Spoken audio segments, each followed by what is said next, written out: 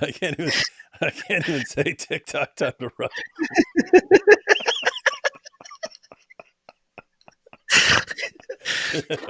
Oh man, are we live? Oh Yes, boy. we are. All right, we are live. All right, ladies and gentlemen, TikTok time to rock. Should we tell them what we're laughing about? Keep in mind, Yeah. keep in mind, we were talking about stories emerging about the president of Iran being in a helicopter crash.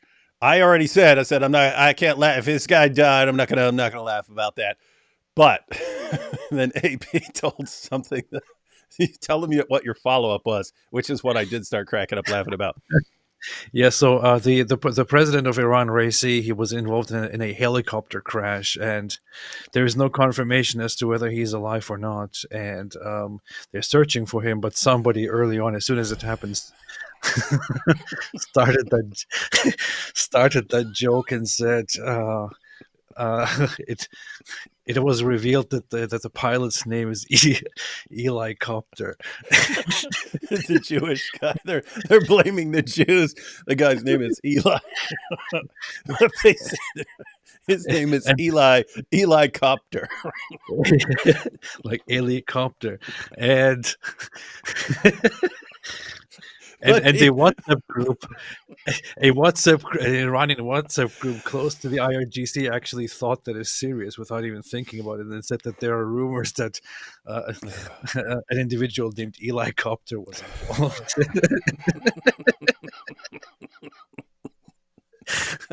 20 minutes from now, Jake Shields will post. Look what the Jews did. His name is Eli Copter. Oh boy. Oh. And then we were cracking up because I said, okay, don't you think you might be a little suspicious that the name is Eli Copter, like for a helicopter pilot? And then I gave the possible response. Well, maybe that's why he became a helicopter pilot. What would you do if your name was Eli Copter? Wouldn't you want to become a helicopter pilot? Oh boy. Anyway, that's what we were laughing at. Anyway, AP. Yeah. This, if whether he's alive, I mean, if there was a crash and he like survived and it's all amazing, then his supporters are going to find that inspiring. You see, this is the proof. But if he's dead, you're going to see his opponents, which is most of the country, can't stand this dude, blasting away at him. And so once more details come in, we probably need to get Armin back. Armin, because he is one of the best on the planet at discussing what goes on in Iran. Yeah, I personally have no reservations and will feel quite happy and rejoice if it is confirmed that he's dead. So I hope for the best. He is indeed very unpopular. The election turnout was like around 40% or something like that when he was elected, where like 70% of those I think voted for him. But still, it was like most of the country doesn't even vote anymore because they don't see the point of it. Yeah, and As soon as Armin was pointing out that some people are like required to vote as part of their job. yeah, So he's yeah, saying the yeah. actual level of interest isn't even that. Yes, I think people are actually by law required to go and vote, but people just refuse to do it. Um, and as soon as news came out that that he was involved in a helicopter crash, uh, people around Iran started celebrating, and we have videos of fireworks in Iran and celebrations and memes and jokes and all kinds of different things, which is no surprise because the guy Ibrahim Raisi, he has a nickname which is the Butcher of Tehran, because he was in 1988 he was one of four people on this prosecution committee where they prosecuted and sentenced to death thousands of political prisoners, mostly leftists and others, and executed them. And so yeah, this guy, he has a lot of blood on his hands. Yeah, and these are the same leaders who are leading the crackdown on just like ordinary people. When you see all the protesters getting beaten up and locked up and executed and uh, molested and so on, is one of the guys behind it all. And so people will not be sad to see him go. Yep. Indeed. Anyway, that's what AP was laughing about beforehand. All right, guys. So the show tonight, we have a challenge from the Deen Show. The Deen Show posted a little video clip from one of their longer shows. Anyway, they posted a short clip that was just them challenging people. If you don't believe the Quran, read it, and try to find an error. You'll never do it, not in a trillion years. So we're gonna go. We're a little intimidated by that challenge, but we're gonna take our best shot. We're going to take our best shot. Actually, it's not even our best shot. If we wanted to take our best shot, we'd really put we could do that, AP. We could make a bigger, more detailed, in-depth video going through it, or make like a top 10 or top 20 or top 50 or top 100 or something like that list of Quran errors in response to the Deen Show's challenge. But hats off to the Deen Show for actually challenging us to find errors in the Quran. We're going to look at that in a bit. Before we do that, we are going to listen a little bit to a few seconds of what Usyk said after his fight, in case anyone could figure out what he's saying. He has a thick accent. His English isn't very good. So you sick. Is that what you said? Super cool guy. I like him. I like Usyk. Cool that he won. Cool that he won. Tough times for Ukraine. I was rooting for Tyson Fury, but it's just awesome. I also know there's going to be a rematch. I suspect Tyson Fury will win the rematch, and then you get the third fight. Those are always the coolest fights. That's your Muhammad Ali versus Joe Frazier 3 and so on. Anyway, we're going to take a look at that, see what he's talking about. And then we're going to look at a couple of tweets from AP's hero, the Muslim Cowboy.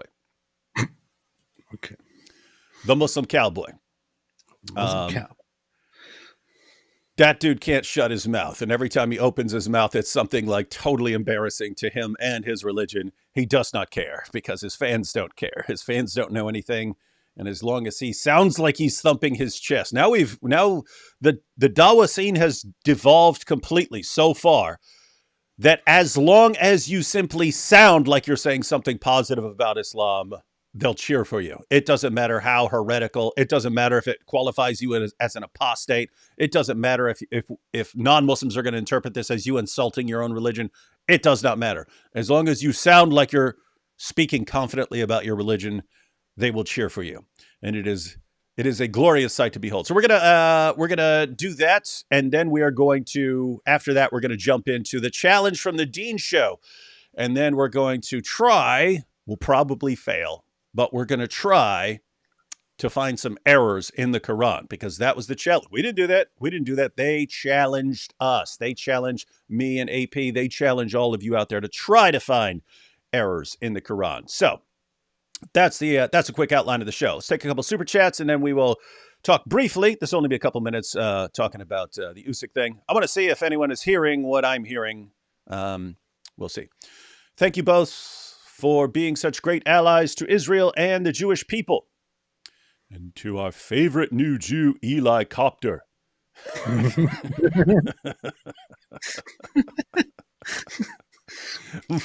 I'm waiting for Jake Shields. Yes, it's been revealed it is Eli Copter. He was a Mossad agent. It's so funny. People are sharing a screenshot from an Arabic news group on Telegram with 136,000 subscribers, saying it is said that the helicopter pilot was an Israeli Mossad agent named Eli Copter. That's funny. I was deliberately making fun of them for being dumb, and they're doing it.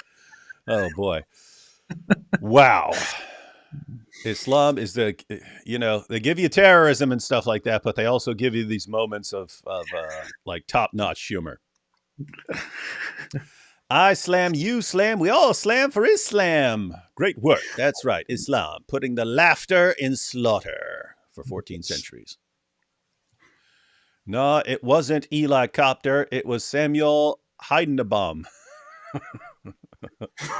Heidenbaum.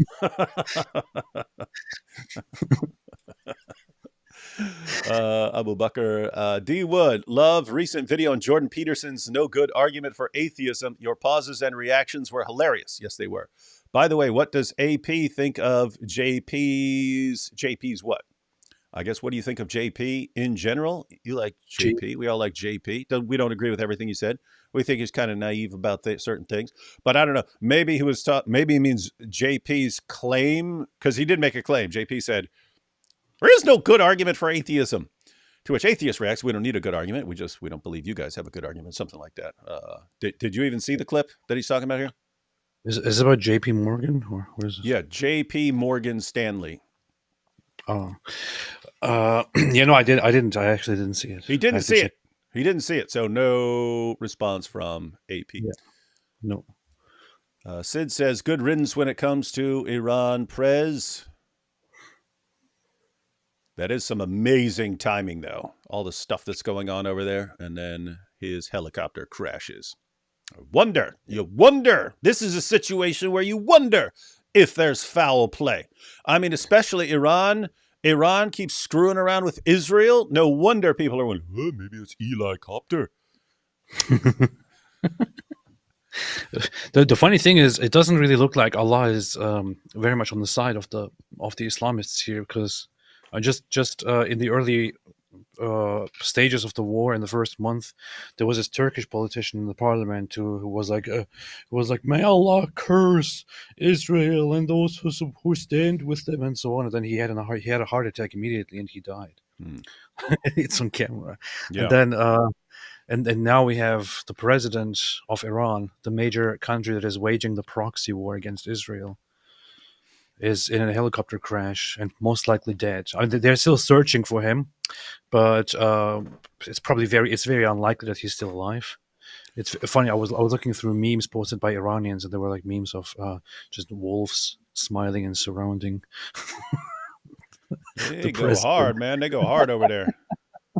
They're going hard. Yeah, but yeah. So Allah doesn't seem to really like the whole Hamas thing. Yeah, I have to say, I mean, guys, at what point do you start thinking, hey, maybe God isn't with us in blasting away at Israel and starting wars in every direction? Maybe he's not on our side. Because I mean, think about this from an Islamic perspective of like the guys who are out there urging people to fight for Israel. It's Allah really wants you to fight and destroy Israel and take over the world. Really, really wants you to do that.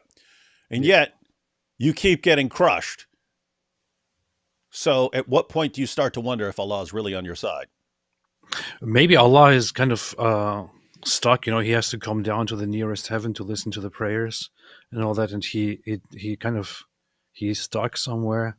He hasn't been able to come down to listen to the prayer, so he doesn't really know what's going on. Yeah. Everyone's praying, but maybe Allah's he's been a little too busy to come down and hear the prayers, so he doesn't know what's going on. He's getting too old; he can't hear very well. Can you repeat that, please? Here we have Mr. Bukhari. If Razi dies, the Islamic Revolutionary Guard Corps will crash and burn. Is that true? I don't think it will be that brutal. Someone else is going to take over, right? Yeah, it will probably shake things a little bit and cause some imbalance. But the thing is, the role of the president, if the supreme leader, like if Khamenei died, for example, that would be a huge deal. It would be a huge deal. It would be huge. But the president is not symbolically and spiritually and as a representation of the nation of that great of a significance. However, it will, of course, like bring an imbalance to the situation and possibly weaken them in the current conflict that is ongoing. Eli Copter had the perfect move. Oh, by the way, Iran's foreign minister was also reportedly in the same helicopter. So, not just the president, also the foreign minister. Helicopters seem more dangerous than people think. Yeah. It's like Kobe and All kinds of people die in helicopters.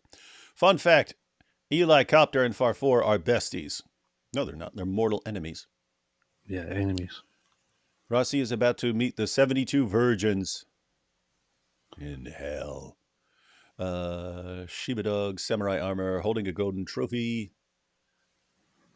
Sheikh Mike Wingeling, Sabah Raisi's pilot identified as Benjamin Cohen.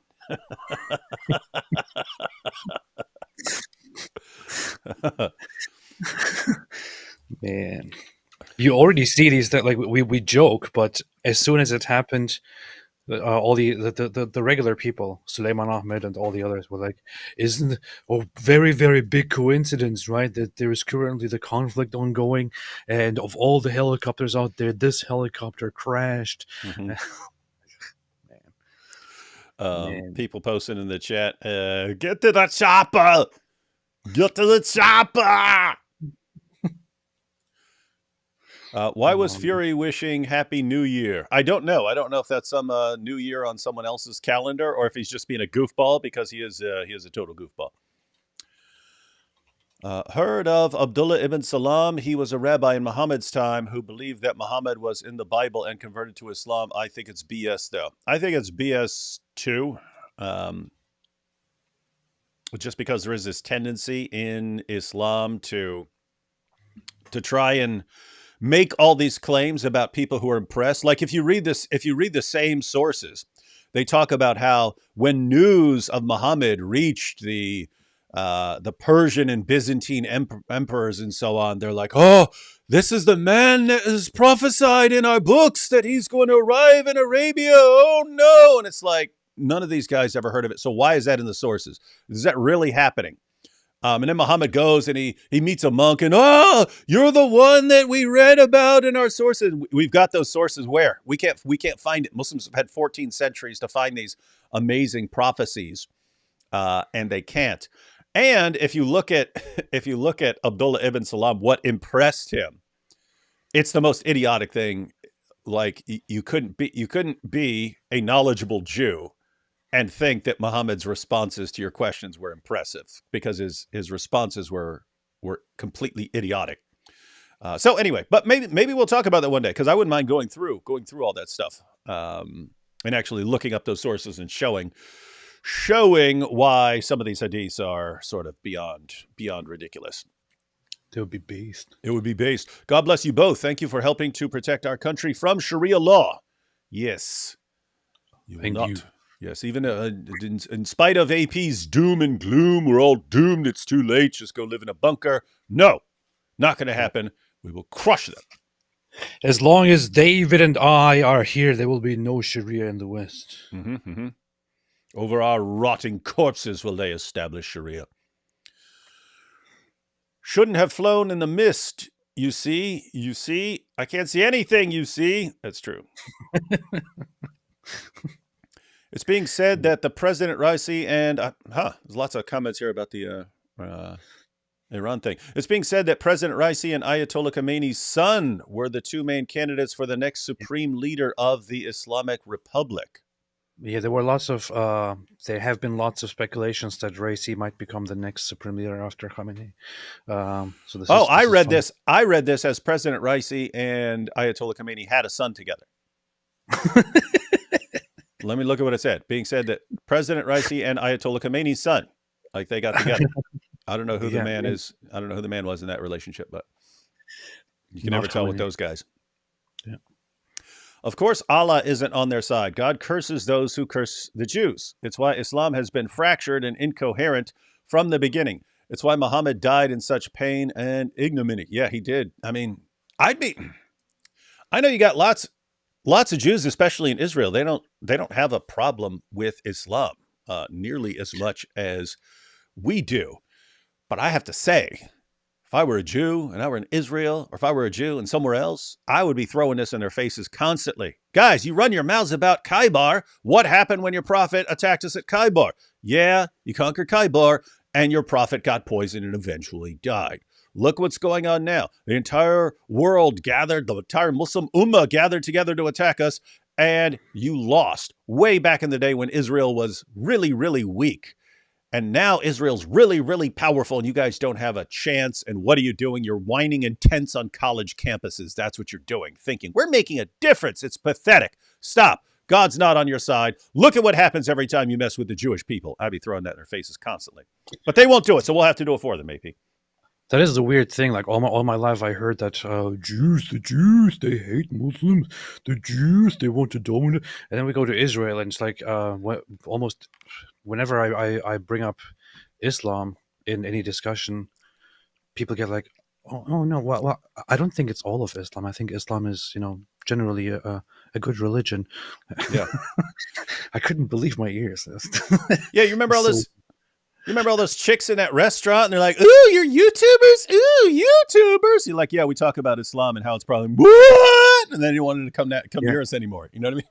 Like, yeah, it was so weird because it's like sentiments that you normally see get in Europe by Europeans about Islam.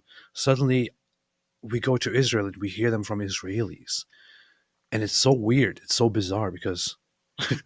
because there's nobody else in the world that is more a target of hatred and propaganda than Israelis and Jews among Muslims in the Muslim world. Very strange to see. Yeah, you have Islam, and Islam is being set up to where the Jews are the primary group that is going to be the focus of the wrath of the Ummah, targeted for permanent extermination. And because of this is connected to the hatred of Israel. It's all built into the religion. And Jews are like, oh, we don't want to hurt anyone's feelings about Islam. We had so many nice Muslims here. It's like, okay, I get it. I get not wanting to stir the pot because you do have millions of Muslims there. We'll do it for you. Don't worry. You sit back. You guys go dance. We'll take it from here.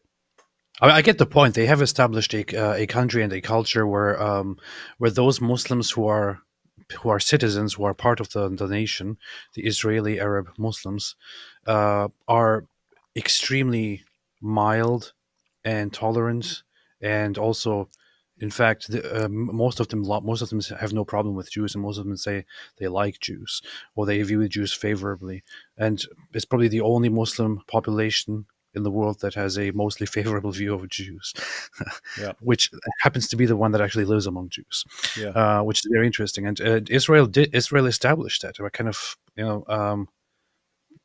acting well and treating them well and listening to them and separating Islamist education from Israel and leaving it outside and just, creating an environment, fostering an environment of harmony and whatever it is. So I get that. But still, they need to be aware that while Muslim populations within Israel might be quite integrated, the Islamic world is very, very, very, very problematic. Yeah, and you can't just ignore that forever. That's the problem. Like, I get it. I get having millions of Muslims in your population and wanting to get along with them and not wanting to seem like you're attacking them. But there's this big problem in the world, and you're the target of it, and so got to deal with it somehow. So yeah, again, in the meantime, you do you, Israel. We'll take care of Islam for you. Don't worry. Mm-hmm. Mm-hmm. Have you seen the new Adventures of Shake It Off video Sam Shamoun shared? It's one of the best videos, if not the best, detailing the atrocities of Islam I've ever seen. God bless you and AP. No, have not seen that, but now I'm going to watch it. I have to check it out. Yeah. We will check it out. Zionist fog machines. The fog. Yeah, the accident happened because of fog. Zionists spread the fogs. Say what you want about Mike Winger, but he's exposing Hin like a boss and not backing down. Yes. Broken clock can be right twice a day. What you have to think about is the motives. Is he exposing Benny Hinn because he's a false teacher, or because Mike Winger is insanely jealous of Benny Hinn's popularity? I'll let you figure it out, but it's the second one. Hey, maybe you should make a video about the whole synagogue of Satan narrative sometime. I could. Vocab deals with that a lot because the Black Hebrew Israelites use that all to show that Jews are masquerading. The people who claim to be Jews are the ones who are masquerading, and the Hebrew Israelites are the true Jews, and so on. Yeah. That might be a good one. It might be a good one to get a Michael Brown on to go through verses that are used for anti-Semitic purposes and so on. Mm-hmm. Mm-hmm. Mm-hmm. Mm-hmm. Sheikh Mike Wingeling, AP and D Wood. What's your favorite caliph and why? Favorite caliph? I don't like any caliphs. I don't know. I'd have to think about it. Some of them were actually cooler than others and tried to get along with other people more than others and so on. So, because keep in mind, he's not just talking about the first 4 caliphs. They had caliphs for many, many centuries. I don't know. I'd have to think about it. Yeah, I would have to say one of those early Abbasid caliphs. I don't know what were their names. I don't know. There were some of the earlier ones that were kind of trying to give, trying to be tolerant toward those Muslims who were following branches like the Mu'tazila movement, which was kind of being rationalist and which was trying to counter the traditionalist Islamic movements. However, that died out, and the hardliners won over, and that became mainstream Islam. I don't know. Mm-hmm. I don't like any one of them. All right. We got some more super chats to go to, but let's go ahead and get to first little introductory issue. AP, there was a big tennis match yesterday, as you say. Oh yeah, I didn't watch it. I don't like tennis. It's in Saudi Arabia. Mm-hmm. The number 1 ranked Tyson Fury versus the number 2 ranked Usyk. Sick. Yeah, so guys, we had the heavyweight boxing championship of the world. It's the first time, and I don't even know how much. You got to go back to like Lennox Lewis and stuff before all the belts were united. So you had like Tyson, he was undisputed and so on. Then Holyfield, he was undisputed and so on. These guys have all the main belts. Then the belts started getting split up because this guy would refuse to fight this guy, and so the organization would just say, well, if you refuse to fight him, we're giving the belt to him. Or so anyway, so the belts started getting split up, and then you had the Klitschko brothers who each had some of the belts, and they wouldn't fight each other, so the belts were divided for a long time. And then you had, people beating those guys or getting those belts and so on, but the belts have always been divided for like whatever it is, 25 years or something like that. And then, so this is the big fight. The main significance of this fight is this: all the belts were up on the line. So now you're going to finally have an undisputed heavyweight champion. And that was 2 great boxers, 2 of the best there have ever been. The Ukrainian Usyk has superior boxing skills. Tyson Fury has size advantage, reach advantage, height advantage, all that stuff.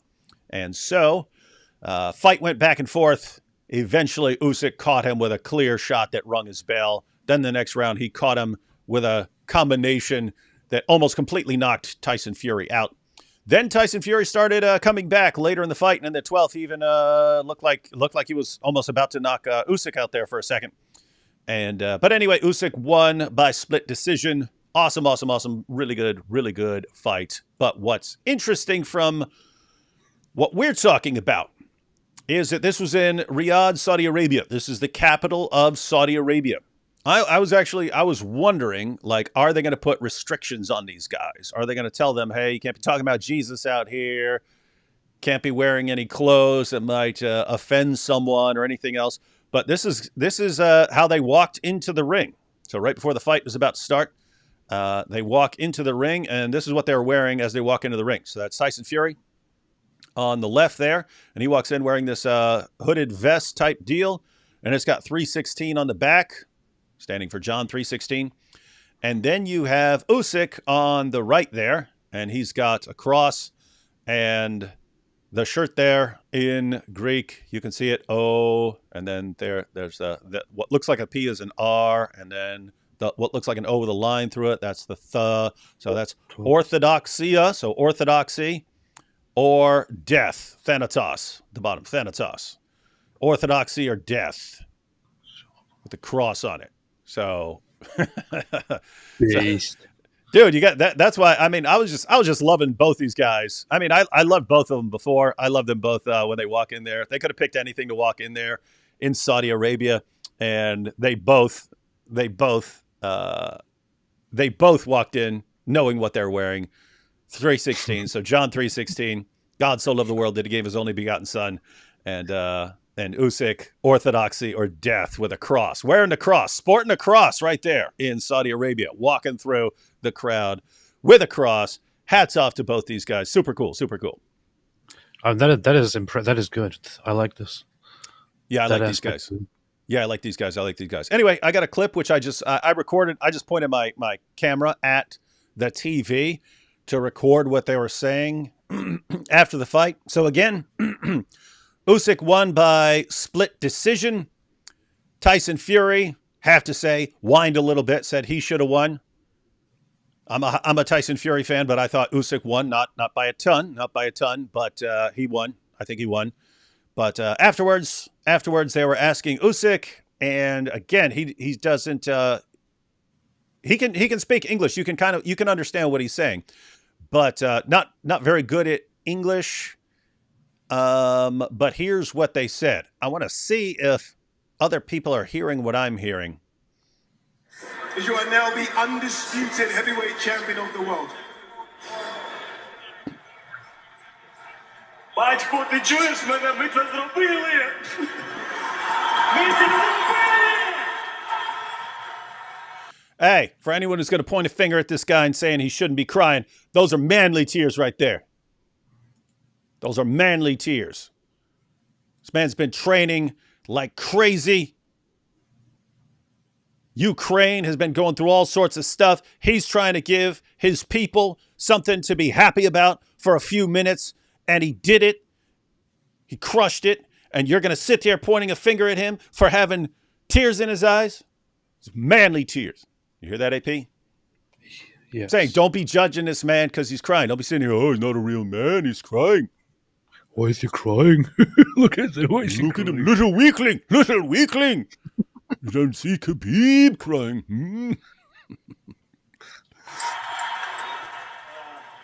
Thank you so much for my team, because thank you so much, my God, Jesus. That's where it was. My God, Jesus. Yeah. So it sounds like he doesn't know the exact pronunciation in English, but he says my God, Jesus, right? Yeah, he says my God, Jesus. But is that what everyone else is hearing? I couldn't tell if that's what he's saying, or maybe I'm mishearing it or something. Let's play it again. Because thank you so much, my God, Jesus. Because thank you so much, my God, Jesus. Because thank you so much, my God, Jesus. Is that what he's saying? What does everyone think? Because sometimes I hear people wrong. So are you concluding he said, my God, Jesus? Pretty sure he says, my God, Jesus. My God, Jesus. That's pretty cool, because he walked into the ring with a shirt saying orthodoxy or death, with a cross, rocking a cross in Saudi Arabia. And then he's about to thank his team. I thank my team. I thank my God, Jesus. Yeah. Other people saying they heard it. Yeah. My God, Jesus. Yeah. That's what he said. Jesus. Definitely. Okay. Yeah. I was like 60-40 on whether that's what he was saying.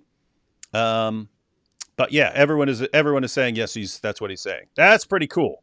Standing in the capital of Saudi Arabia with, if you could see the audience, there's you got like ex-boxers and you got rich people and stuff like that, but you have like tons of people in just full Islamic gear there. And there's Usyk. Major cool points for that one. That's pretty based. That's pretty based. Here, one more time, and then we're going to hear Tyson Fury. Much, my God, Jesus. Mr. Excellency, thank you. It's big opportunity for me, for my family, for my country. Slava Ukraini! Or his country. This is one of the rare situations where I actually was kind of like rooting for both people. Like whoever wins, I'm like, yeah, I'm rooting for both sides. Oh, he got a good shot. Ah, great job, guy. Oh, he got a good shot back you. Great job, other guy. Pretty fun. In the end, he said Slava Ukraini, which means glory to Ukraine. You don't know anything. Was he speaking Turkish or German, AP? Because those are the languages you know. He was speaking one of the languages that I know, which is the few words that I know. Tyson. AP, seriously, you should just go into like studying languages because you seem to pick them up quickly. Like even when people are speaking completely different languages and stuff, you're picking up stuff that they're saying. Anyway, That's what I actually, when I was in Turkey, I initially did apply for linguistics at the Istanbul University and was admitted, but ended up not going. I actually did want to do that because I was always interested in languages. Funny. yeah, I told you can go to an immersion program for like 2 weeks where that's all they speak for like 2 weeks straight. And Nabil did that, and he came back out. And I was talking to an Arab pastor I knew, and he walks up to me, he goes, "What happened to Nabil?"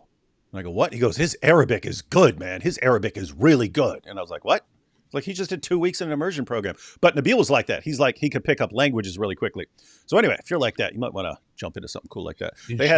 They had people in like World War II and stuff like that who like famously would walk in. "Okay, what language do you want me to learn?" And they go, "Okay, well, we got this guy over here and blah, blah, blah. And they're speaking this language. Okay, give me a couple weeks." And then they come back and they're fluent and stuff like that. People are really, really good at it. Anyway, let's get to Tyson here. Tyson Fury. What's up? Tyson, come in, Tyson, both of you. As we always say, well done. It takes two Kiss to this tango, hip. Tyson. You were fantastic in there as well. I like that too. That they're not horrible enemies. They will be right like a month before the next fight. Then they'll be mortal enemies. But right now, they're good. Tyson, an incredible performance. Yeah. You look like you had him in big trouble in the early rounds. Yeah. What went wrong in there for you tonight, Tyson? First of all, I want to thank my Lord and Saviour Jesus Christ for his fantastic fight with Alexander. You know, it's funny. I posted this clip on Twitter, and Muslims were like, "What? Muslims believe in Jesus too?" I was like, hey, he said Lord and Savior. Come on, don't act like. Man. Yeah, I love it. Oh, So anyway- we're going to talk about Muslim Cowboy, right? Yeah, we are. later. Oh, good. Yeah, that's why it's a lead-in. Everything is connected, AP. Everything is connected. I believe I won that fight. You know, I thank Jesus for all the victories he's given me. I've got a split decision lot for the good little man, and I thank him again. In the mighty name of Jesus, we go back home to our families and run it back in October. Good luck to Alexander. Well done. God bless you. Happy New Year! Jesus given me. I've got a split. People are wondering about the Happy New Year. And again, I don't know if he's talking about some specific different calendar, but it sounds like a Tyson Fury thing to say, just randomly spouting crazy nonsense. All right, we'll watch this. We'll watch that ending clip again, and then we'll go to the Muslim Cowboy. I thank Jesus for all the victories he's given me. I've got a split decision lot for the good little man, and I thank him again. In the mighty name of Jesus, we go back home to our families and run it back in October. Good luck to Alexander. Well done. God bless you. Happy New Year! That is amazing because it's like, I mean, hosted by Saudi Arabia, in the heart of Saudi Arabia, in the country that is supposedly overseeing the two holy places of Islam, where no blasphemy is allowed, but these guys come and proclaim that Jesus is God. I love it. Yeah, no, I mean, I love it too. And really, I mean, hats off to Saudi Arabia as well, because I do like to see these kinds of changes where you don't lock people up for doing stuff like that. And where, I mean, if you're Saudi Arabia and you're trying to set up a fight between two Christian guys who, I mean, Tyson Fury just regularly thanks Jesus at the end, praises Jesus at the end of his fight, at the ends of his fight, and so on. So you know that, and the fact that Saudi Arabia said, yeah, we want this big fight as well. Yeah, we know some of this has to do with them trying to put forward a good image of Saudi Arabia and get a fresh start with the world and so on. But I like it. I like the fact that, again, Tyson Fury and Usyk would have been completely understandable for them to say, we're in someone else's country, so let's be as respectful of their beliefs as possible and not talk about Jesus and not wear a cross or anything like that. Nope, they went in there totally based. And Saudi, to their credit, let them do it. So I have to say, pretty cool stuff all around, everyone. Usyk's cool. Tyson Fury's cool. insofar as Saudi wasn't interfering with that or making them sign contracts saying they wouldn't say any of that stuff or not wear certain things. Hats off to Saudi Arabia. Good direction. Good direction as far as that fight's going. Yep. I don't trust him anyway, but still good. Oh, I don't trust him either, but I mean, I could not trust this guy over here and still think, oh, okay, he just did something cool that is worthy of respect. All right, this brings us to let's do a couple super chats, and we'll get to the Muslim Cowboy. Dude, we could literally just do shows on the Muslim Cowboy. We could have a. It sucks because I don't know why, but he's not. I can't put my finger on it. I can't figure out why he's not equipped to be like one of the top level Dawa destroyers who are destroying Islam from within, right? Like Muhammad Hijab, Ali Dawa, Sheikh Uthman, and your good buddy Daniel Hakikachu. All these guys have something that makes them like perfect for destroying Islam from within. The Muslim Cowboy, he's like got half of it. He just doesn't have what it takes to be a top tier Dawa destroyer, destroying Islam from within. He doesn't have it, but he's a good second tier. He's a good second tier destroyer of Islam from within. Well, there is one problem, which is that Muslim Cowboy is just he doesn't have that appeal of he's not likable because he has a very out there, in your face, slimy arrogance. When he speaks, when he responds to things, I mean, he sits there and he's like, howdy, yeah, all right. Let me tell you, you don't know anything. I can tell you all the truth that you need to know. Yeah, and I like little girls, and there's nothing wrong with that. And it's very hard to like, even for Muslims, Yeah, he like. You see, I love little girls, and if loving little girls is wrong, I don't want to be right. Yeah. Yeah, that was the preacher from Coming to America. But yeah, so Muslim Cowboy, something. Yeah, he just can't be a top tier. He can't be a top tier Dawa guy, but he's a good second tier Dawa guy. Awesome stuff. Now, hey, Pete, you were the one I saw this from. You had responded to him, but here we have this. Ready? Yes. This is the Muslim Cowboy. And this is, I think, the cousin or something like that of Sheikh Yusuf Estes. They work together and they're cousins. So I guess they can each marry one another's daughters and stuff like that. But anyway, creepy. But anyway, the Muslim Cowboy says, Jesus was the way, the truth, and the life. No one, and I mean no one, could get to God except through him. Yeah. But that was in the past. You see, now Muhammad is the way, the truth, and the life. No one, absolutely no one, can get to God except through him. Yeah!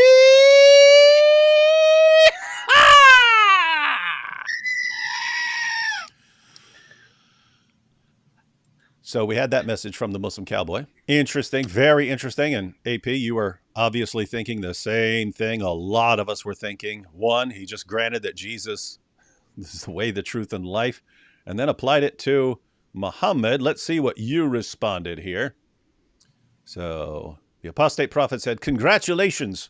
With this post, you have left Islam and created a new religion where Muhammad is God. Calling Jesus the truth and the life is an acknowledgement that he is divine, which is a Christian belief. In your attempt to catch Christians, you have committed shirk, the unpardonable sin. Laughing emoji, ladies and gentlemen. That just happened. So AP, what are you on about here? Yeah, so I saw that tweet that he made, and I'm at some point right now where when I see Muslim Cowboy pop up, I'm like, oh, God, I don't even want to look at this. But I saw that tweet pop up, and I thought, okay, what are people talking? Why are people talking about this? Why is this on my timeline? And I saw how he said, and this was only like he had posted that like 30 minutes before I saw it, and I saw that tweet where he says Jesus was, the way and the truth and the life, and I thought to myself, wait a minute, did I just read that correctly? So I read it again, and then I'm thinking about it. Wait a minute, is he trying to? This doesn't even work by Islamic standards. No, especially not by Islamic standards. From a Christian perspective, when you talk about Jesus as the way, but especially as the truth and the life, these are acknowledgments that he is the source of the of life and that he is the truth and all that, and this is an acknowledgement of his divinity, but you can't even twist that and say, okay, I'm not talking from the Christian perspective, I'm only talking from the Muslim perspective, because when you go into Islam, you then take these words, the truth and the life, and you have direct equivalents in Arabic in Islam for those as well. The truth would be haq, which is a word that is considered one of the names of Allah, because you can only apply that to him and to nobody else. Yeah, so you could say, just to be clear, you could say I speak the truth, but if you want to say he is the truth, he is the truth, there you're talking about Allah. Yeah, if you said Muhammad is al-Haq, so Muhammad is the truth, that would mean you are saying Muhammad is God. If you said again, when it comes to life, al-Hayy, which is the Arabic word, which is also a name of Allah, which is life. If you apply that to a person, that would mean that you are calling that person God, because that is one of the names of Allah. Only Allah can have that name. And when it comes to the way, there is not a direct equivalent, but in the meaning, in a similar meaning, there is Hadi, which is Allah is the one who guides. So you could kind of apply that. But I mean, think about this from the Christian perspective. If you understand what the whole phrase means, you would not take that and apply it to anybody else. But if as a Muslim you understand what this Christian phrase means, you would not acknowledge and agree with that phrase, because you are not supposed to believe that Jesus is divine, or that Jesus is God, or that anybody else is God. So you can't do that. You can play with those things. He's trying to appeal to Christians. He's trying to create this polemical approach and kind of get them and say, hey, not Jesus. No, Muhammad is now the big guy. But by doing that, he is explicitly and very clearly and undeniably committing shirk, blasphemy. He is thereby leaving Islam. This is directly something that the Quran and that Islam outright rejects. Yeah, we'd have to say at the very least, you would have to say innovation, right? Because you're not told to call human beings, even prophets, these kinds of names, and yet he's doing it. But it was recently in a discussion with Muslims appealing to Jesus and saying that Jesus is a Muslim, and people pointing out, well, he referred to God as Father, even in the passages you're pointing out. So what do you do? What's he doing there? Do you guys call Jesus Father and then say, hey, can we call Allah Father? It was decided that it would be innovation. It would be innovation to refer to Allah as Father. But guess what? Even in the verse that he's citing, the way, the truth, and the life, Jesus actually says, I'm the way and the truth and the life. No one comes to the Father except through me. And so Muslim Cowboy left that part out, but that was the destination. You're trying to get to the Father. You have to go through Jesus. And by the way, just in case it's not clear what Jesus is claiming in this passage, so Jesus distinguishes between himself and the Father. And yet in that exact same passage, he says, anyone who has seen the Father anyone who has seen me has seen the Father. The only way you could say that, the only way you could say that anyone who has seen me has seen the Father is if he is the Father, but Jesus isn't claiming to be the Father, so that doesn't work. Or if he's claiming that he's somehow identical with the Father, as in, if I had a twin brother and you're like, oh, I've never seen your brother, and I go, well, if you've seen me, you've seen my brother, right? It was because meaning we look the same, we're identical.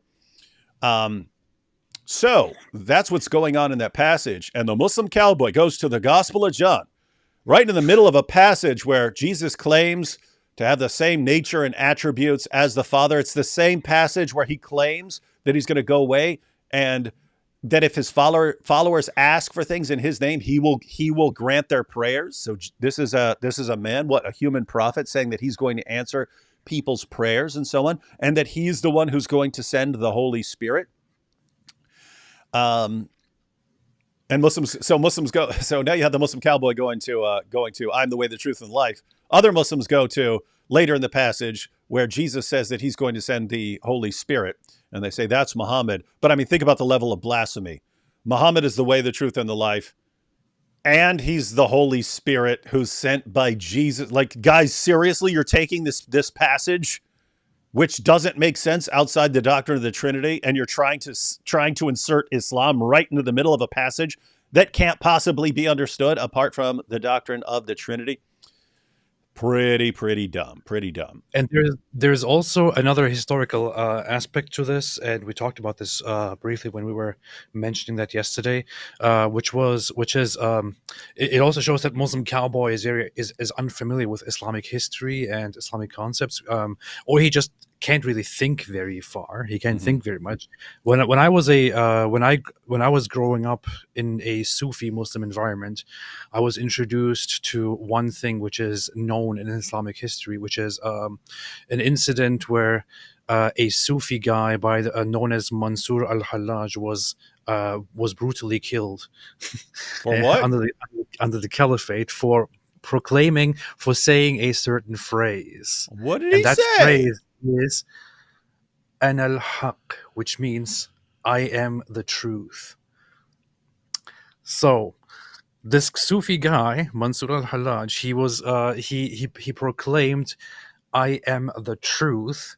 For that, it was declared that he has absolutely, undeniably committed blasphemy and called himself God, called himself Allah. And then it is historically unclear whether that is directly what led to the execution or whether he added some things to that afterwards, but he went through some imprisonment and some heavy torture and was eventually executed in very brutal ways as an example to the society, to the Muslim, that this is what we do if you commit blasphemy. And this is known in Islamic history. So this is something you should be familiar with, or at least you should be familiar with the idea that this is not something that people say or that you can ascribe to a human being in an Islamic framework. But he doesn't know. And so, things that historically Muslims understood, calling this person by names of Allah is blasphemy. Leave it to the Muslim cowboy to invent his own version of Islam. And that's why they call it innovation, ladies and gentlemen. That's why they call it innovation. Yes. He's making up his own religion that sounds good and is pleasing to him, and does not realize what he's doing. He has deified Muhammad, and he has acknowledged that Jesus is the way, the truth, and the life. Wow, wow, wow, wow, wow, wow, wow. Hey, we have Demetrius saying, look at IP's last tweets about him. What's that they say, Demetrius? Ask and you shall receive. No, I already had those pulled up. So anyway, so here's a recent one from our good friend, the Muslim Cowboy.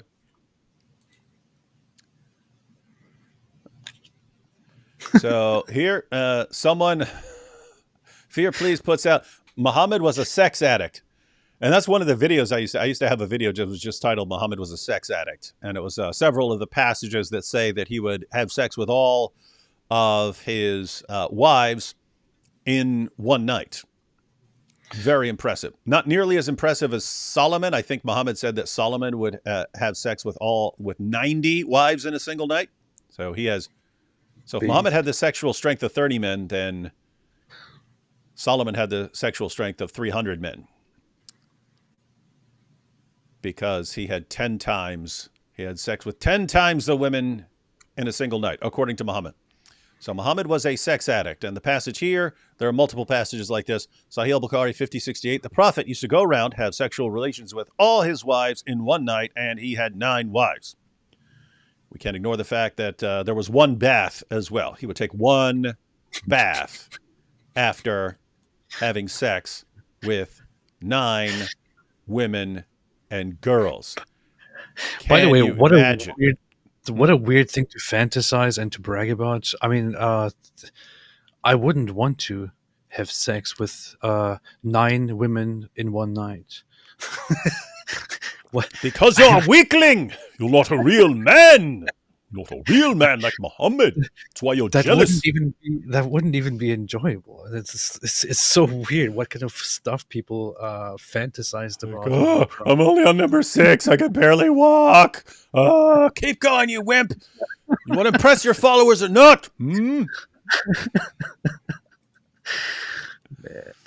Yeah, for me, it's just, guys, keep in mind you're talking about the Arabian desert here. The hot, sweaty Arabian desert. It's 110 degrees. Muhammad bangs his first wife of the night. So he goes to Sauda, who's an old woman at this point. He goes and gets Sauda's sweat all over him, sweat and fluids all over him. Then he goes to the next wife. Hey, Zainab, ooh, you're looking super hot. And then that's his cousin, of course. So then he gets his first cousin's fluids and sweat and stuff all over him. Then he goes to the next one and so on. By the time he gets to poor little Aisha, let's say Aisha's number 9 at that point, gets to poor little Aisha, he's got the secretions of 8 different women all over him in the hot desert. The hot, sweaty, smelly desert, and Muhammad is smelling, let's face it, like 8 different women's vaginas when he goes up to Aisha. Nice. But Prophet, can't you please take a bath before you come in here and climb between my legs? No, I'll take a bath afterwards. Take a bath after I bang you too. What's wrong with this guy?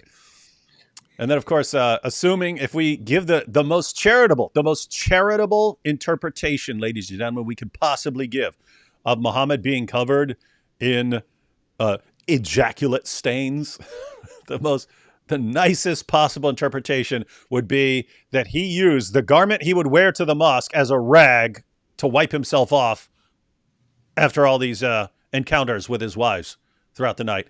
And then the next day, he would wear the exact same garment, not washing it, to the mosque to pray and hug it out with his bros. He was covered in semen and in the secretions of 9 different women and girls, and hey, bowing down to Allah and hugging it out with his buddies. This is the pattern of conduct for men everywhere. You know what's amazing? I don't see Muslims following this example of walking around with semen stains all over them. Like, even they understand this is not a good example to follow. Anyway, so, fear, please, said Muhammad was a sex addict. And the Muslim cowboy replied, I am too, and it's righteous. Plus, we get rewarded for having sex. Yeehaw! That's our jihad. What's yours? Oh man, there is just so much wrong with this. We haven't even gotten to everything wrong with this. This is bad. I mean, this is a guy who believes you can have sex with a 5-year-old girl. Yeah, and he clearly believes that you can have multiple wives, have sex. It's okay if they're 5, 6, 7, 8 years old. He believes you can do that. He may be doing that. We don't actually know. He may actually have multiple child brides. We don't know. We know he believes it's okay. He believes it's okay to have multiple child brides as your wives. And he believes that the more sex he has with his wives, even if they're little kids, the more rewards he gets in paradise. This is Islam, ladies and gentlemen. So this guy doesn't even get it. By the way, this would be a very funny thing to hold Muhammad's life of having there's probably great potential there to do some fantasy, obscene movies about that. But anyway, so Muslim Cowboy. Muslim Cowboy responds to this and says, I am also a sex addict. I'm also a sex addict. Yeah, I know Muhammad was a sex addict. I know my prophet Muhammad, sallallahu alaihi wasallam, he was a sex addict. Yeah. And I am a sex addict too. Yeah. You know So, what? guys, It's a good thing. He just admitted Muhammad was a sex addict. He admitted it. Yes, I am too. Guys, if someone says, hey, your prophet was this, and you say, I am too, you're saying, yes, my prophet was that, and I am too. We're both that thing. What? We're both sex addicts. I'm a big sex addict myself. What he doesn't understand is, I don't know. He probably can't comprehend words. He doesn't know that words have meanings. But when people say sex addict, they don't mean that. They're not just talking about somebody who likes to have sex with people. You're talking about somebody who uncontrollably is obsessed and almost it's all they think by about. It's all they think about. Every decision is like moving forward to your next sex encounter. Oh, I've gone in 2 hours without. I mean, they have like group meetings and stuff like this for people to. Yes. Where you have women who are sex addicts and stuff, and they're like banging 10 and 20 dudes a day and stuff. They just can't stop. It's a problem. It's an addiction. And this guy, yeah, that's my prophet.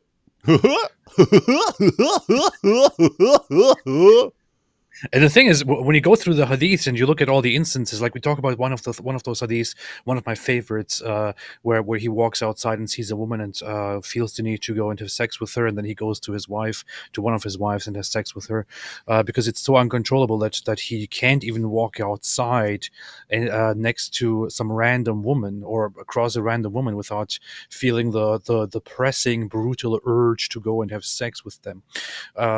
It looks like he had quite a few symptoms that point at some uncontrollable sexual addiction, which really interfered with his daily life and made it impossible for him to, exist. And Muslim Cowboy thinks that's a good thing. He thinks it's a good thing. There's a super chat.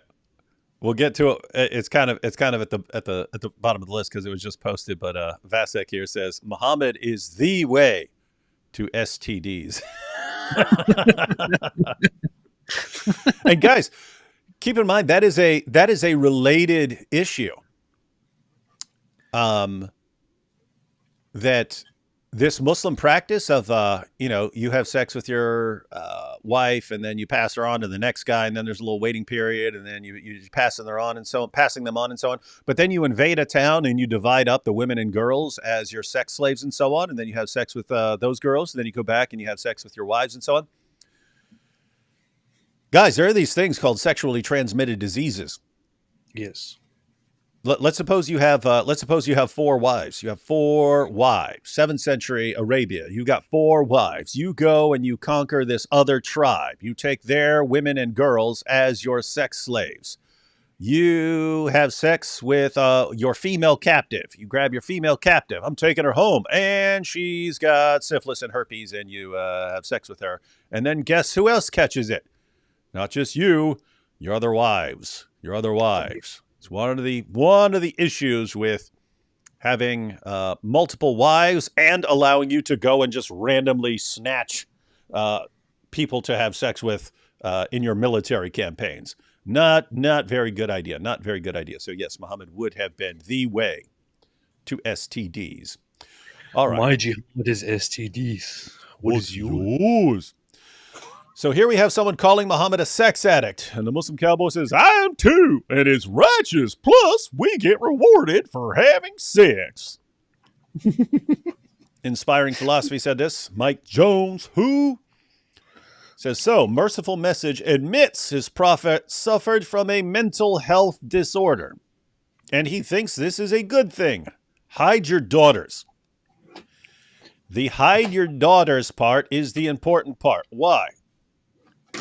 Because the Muslim Cowboy believes you can take little girls as wives and as sex slaves. He also believes that it's a good thing to do, to take take females captives. He said he doesn't back down from anything his prophet did. Well, Muhammad would take people captive. Muhammad had sex slaves. Merciful Message stands by all of this. So it's quite literally hide your daughters from this guy. Do not let your daughters be around this dude. Very creepy stuff. So, Inspiring Philosophy, Mike Jones said, Merciful Message admits his prophet suffered from a mental health disorder and he thinks this is a good thing. Hide your daughters. So, Hide your daughters. hide your kids, hide your wife, hide your kids, hide your wife, and hide your husband, cousin. Muslim cowboys out here. So that's Inspiring Philosophy's response. And then we have the Muslim cowboy. His brutal takedown of Inspiring Philosophy. Here we go. Here it comes. For someone who specializes in fallacies, you've resorted to equivocation by conflating the colloquial notion of sex addict with its clinical diagnosis. I was just using the colloquial notion of sex addict, not the clinical diagnosis, you dumb Christian. My use of the term was in the context of masculinity, not pathology. Your attempt to discredit based on this semantic shift lacks logical integrity, as usual.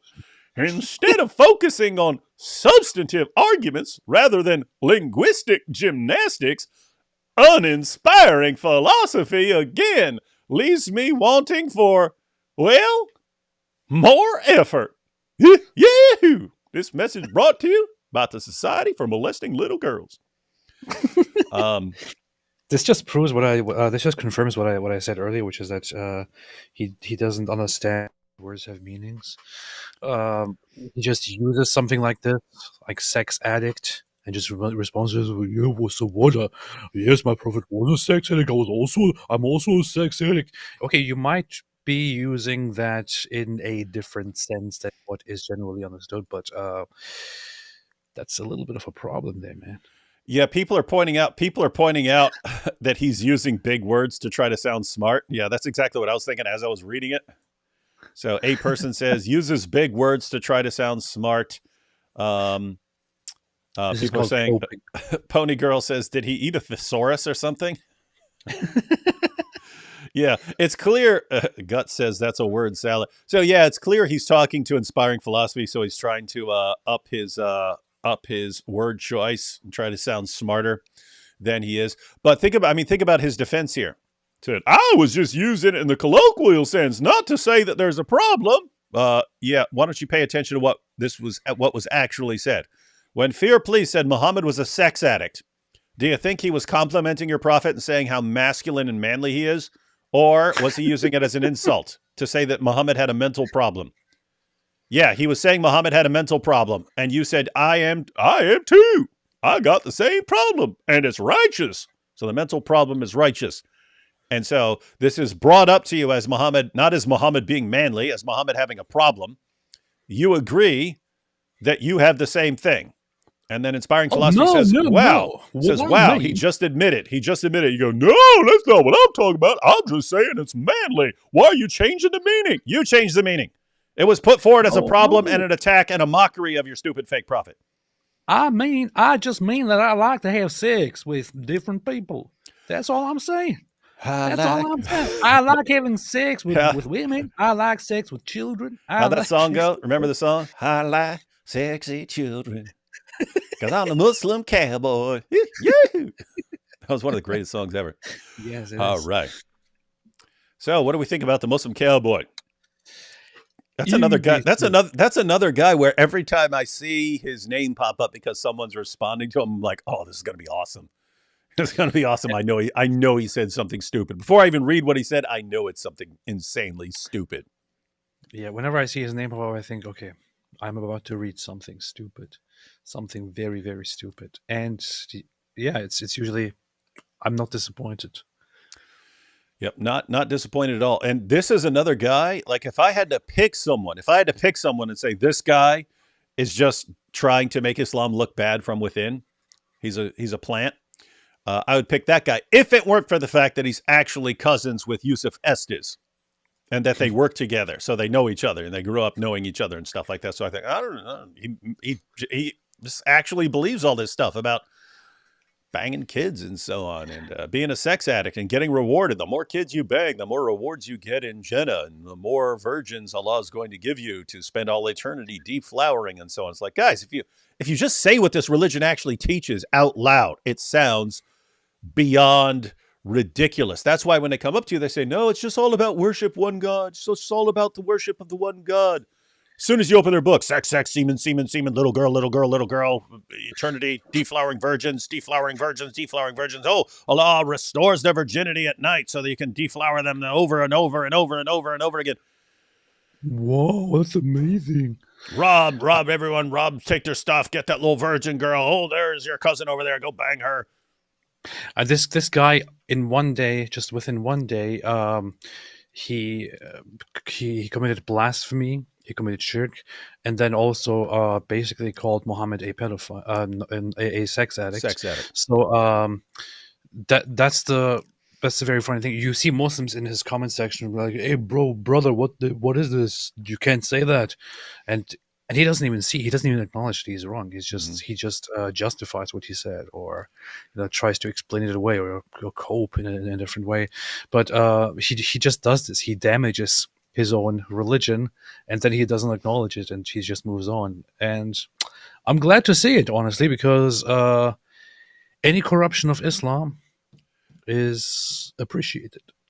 Yeah, so on the one hand, guys, we don't like people misrepresenting Islam, especially when they're denying what it actually teaches about like jihad and child brides and things like that. On the other hand, when it's dawah guys misrepresenting Islam because they're just turning it into their own religion, and they're acknowledging jihad and sex with minors and all that, when they're acknowledging all that stuff, but just like putting their own spin on everything and committing massive blasphemy and teaching their followers to do the same. Oh yeah, we like it.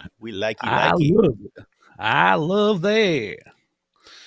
So we have to say we are big fans of the Muslim cow. It just sucks because when I'm talking about him not having what it takes to be like top tier, what you're pointing out, AP, that people actually try to correct him and he just doesn't care. That is a requirement for someone like Muhammad Hijab and Ali Dawah and so on, that once they get big enough, you can't correct them. They won't listen to it. Any sort of correction is, oh, you're just jealous because we have so many followers and you have so few followers. You're a loser. You're trying to get attention. And so you can't. It's exactly. And we told them beforehand that was going to happen. But this is a guy who I just don't think he's ever going to be the kind of guy who could have like 1 million, followers on YouTube or anything like that. Just doesn't seem like he's going to catch on. But he'll be fun while he lasts. He'll be fun while he lasts. Until they get sick of him for all the blasphemy. All right. So that's a Muslim cowboy, ladies and gentlemen. Muslim apologists don't last long. I'm not sure if that's true with him as well. I don't know. Yeah. We'll see. The shorter the time we last, the more rewards we get, because the more times we can go. Woo-hoo! Yeah! All right, let's do with some super chats, and then we are going to get into the challenge from the Deen show. I don't think we deal with the Deen show enough. We should go through more Deen show stuff. I am from Israel. There are not 10% here who think Islam is the peaceful and good religion. Oh, I'm not talking about what people think about Islam. They may be awfully suspicious about Islam. They're just, this is just on our personal encounters. People seemed very reluctant to want to criticize Islam or expose some of the things it teaches. It just seems like they're in an environment where they don't want to like rock the boat or upset people. Which again, we get it. I get that. It's just at the same time, you have a lot of people in the Muslim world rallying, trying to rally the world against you to come and attack you. And how do you successfully respond to that without it going after the Muslim sources? But you don't want to start blasting the Muslim sources, because then that might hurt it might keep you from getting along with the Muslims in your area and so on. So we get it. It's a difficult situation. So yeah, my view is, if you don't want to be blasting away at Islam, okay, just share our stuff when we do it. That's true. Jews also don't really care. That's the problem. They don't care. See, AP says they don't care about anything. Oh, here we go. Sorry about that. Some of our fog escaped the Talmudic tunnels. Darn Jewish fog. I always appreciate the Talmudic tunnels. Yeah, I know. Thanks for finally making a video confronting Eddie from the Jihad show, because he's been such a biased, one-sided hypocrite, lying nonstop about Christians. Yeah, that's why there's so much stuff has come up from Eddie over the years. But yeah, we haven't covered him a lot. So for some reason, we both don't pay much attention to him. And I don't know why. I don't know why that is. We should make some responses to the Deen show. And Eddie, if you ever want to join us live to talk about some of these issues, welcome to it. I mean, you're putting out the challenge, find an error in the Quran. You could do that live. You can even bring someone with you. Bring your favorite Dawah guy, Eddie. You and your favorite Dawah guy can join me and AP live, and we will discuss some of what we think are errors in the Quran. And you can, we're totally happy giving you guys an opportunity to respond. We can discuss them, even give you the last word on these issues and so on. So people can make an informed decision. Yeah, you can invite anyone except Ali Dawa and Mohammed Hijab, because we are kind of scared of them. Yeah, we're terrified of them. Don't bring them. Yeah. Yeah, anyone but them. Did you see that? Because we want them to go, no, that's who I want to bring. And we say, okay. No back down now. What does Muslim Cowboy say? Jihad! That would be funny. That would be legitimately funny from him if he started doing that. It started saying jihad instead of Take some advice from us, Muslim Cowboy.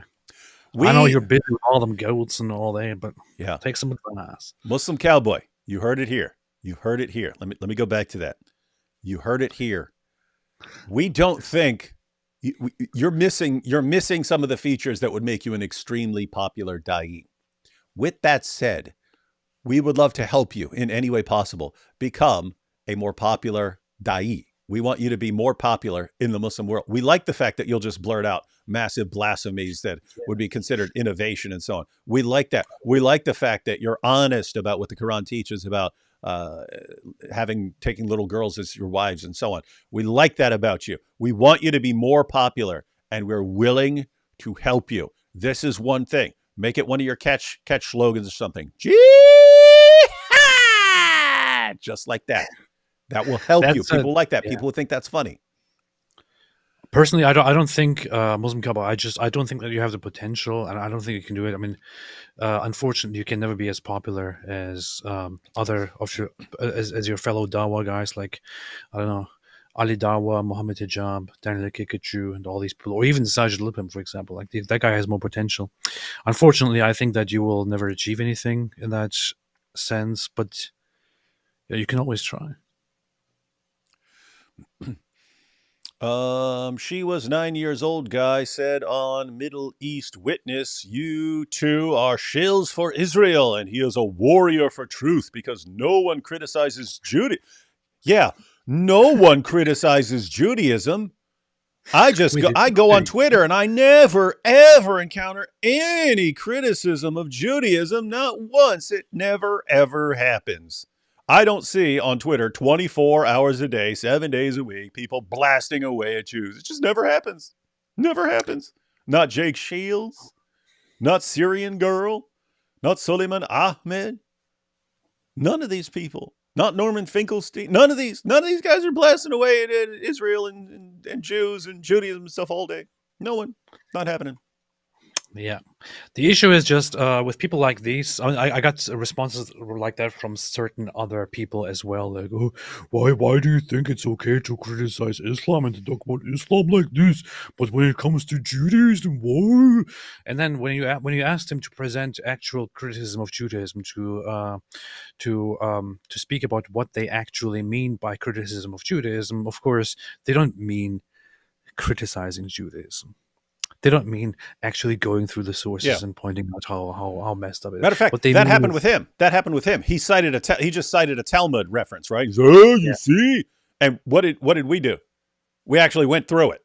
We actually went through it. We've done that. We've done that in multiple shows. People, but the Talmud says you have to do. If in that case, he was given the reference for if a Gentile learns the law, it's like robbery, and he should be put to death. And you see, they're waiting to kill us. When you keep reading the same passage, and another rabbi responded and says, no, when a Gentile learns the words of the law, he's like the high priest to us. Yeah. And what he does is he doesn't say, oh look, the Jewish sources, they say bad things. No, what he does is Jews control the world. Jews are behind all the mass immigration. Jews are behind this. Jews are behind that. Jews do this. Jews do that.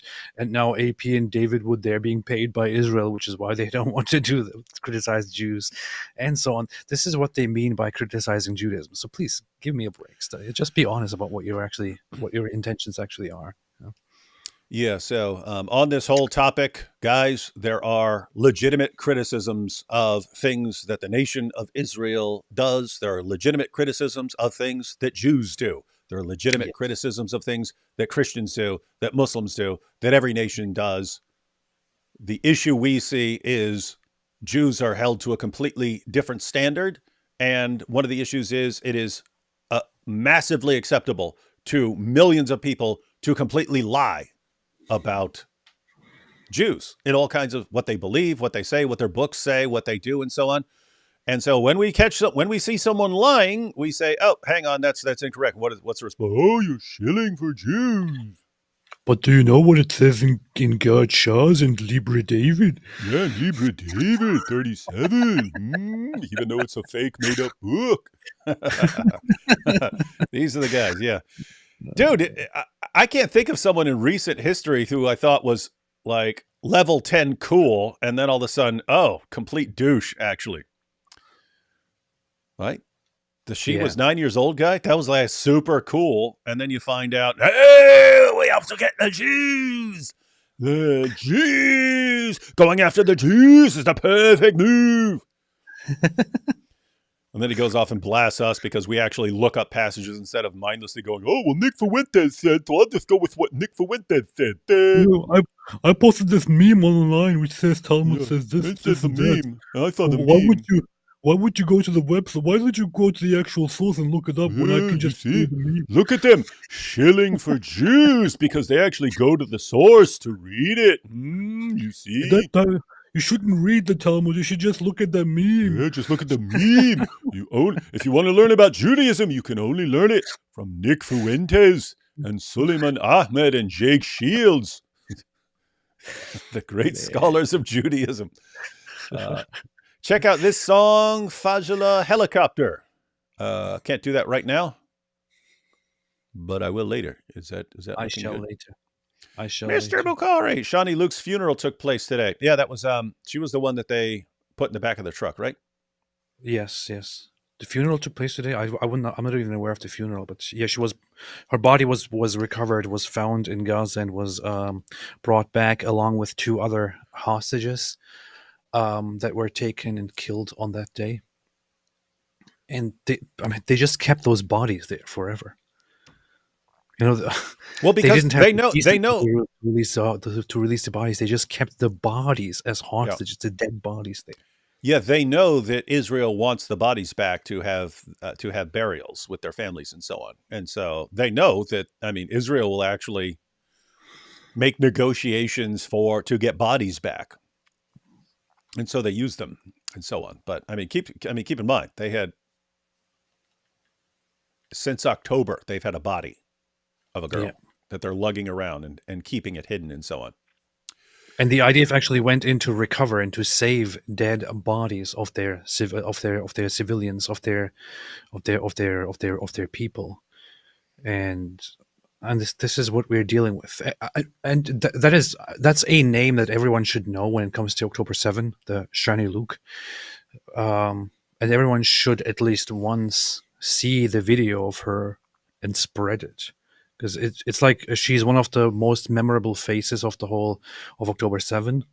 And the thing that happened to her, what Hamas did to kidnap her from a music festival, from the Nova Music Festival, to kill her by, as it seems, shooting her in the head, and then strip her naked and put her on the back of a pickup truck, get on top of her, put their legs on her dead body with her deformed legs, and then parade her through Gaza on the back of the pickup truck, while many Gazan so-called innocent civilians come and cheer and say Allahu Akbar, and spit on her dead body.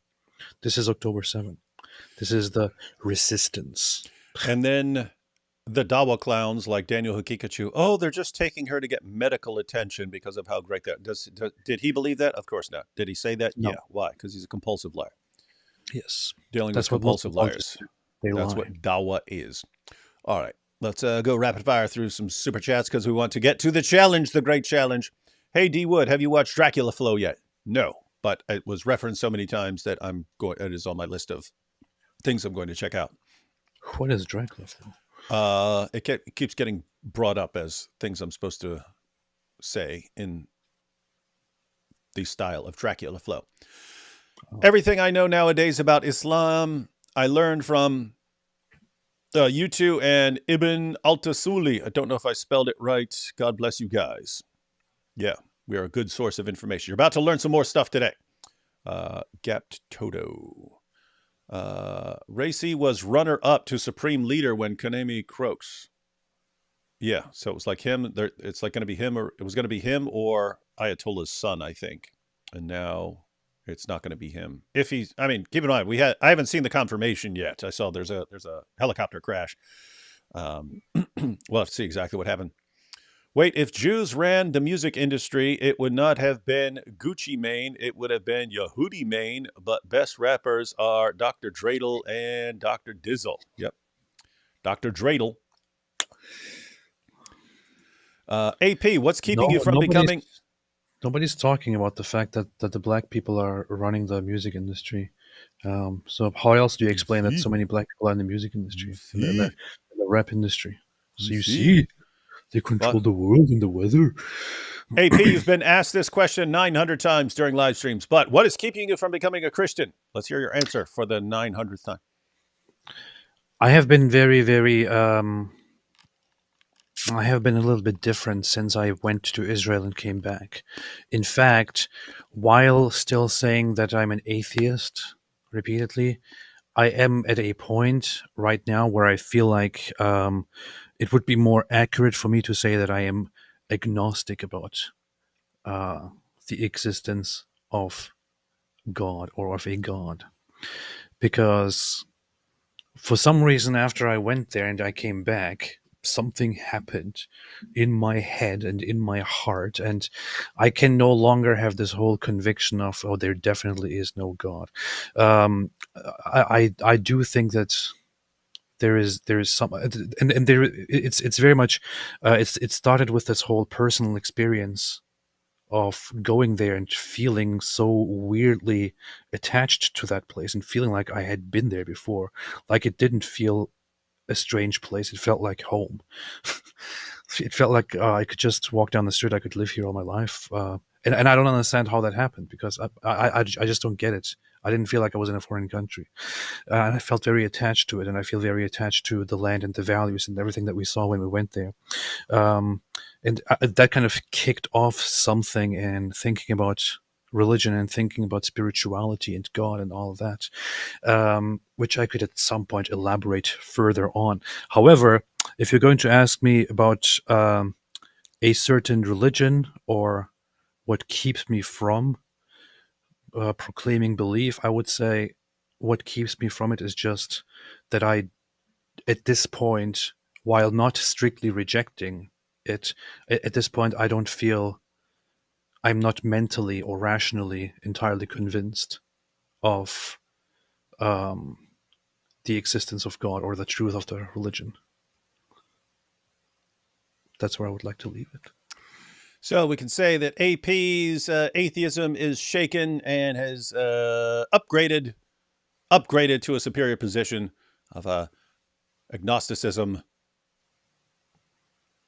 but kind of believing maybe something transcendent and possibly future seeking. We'll take it.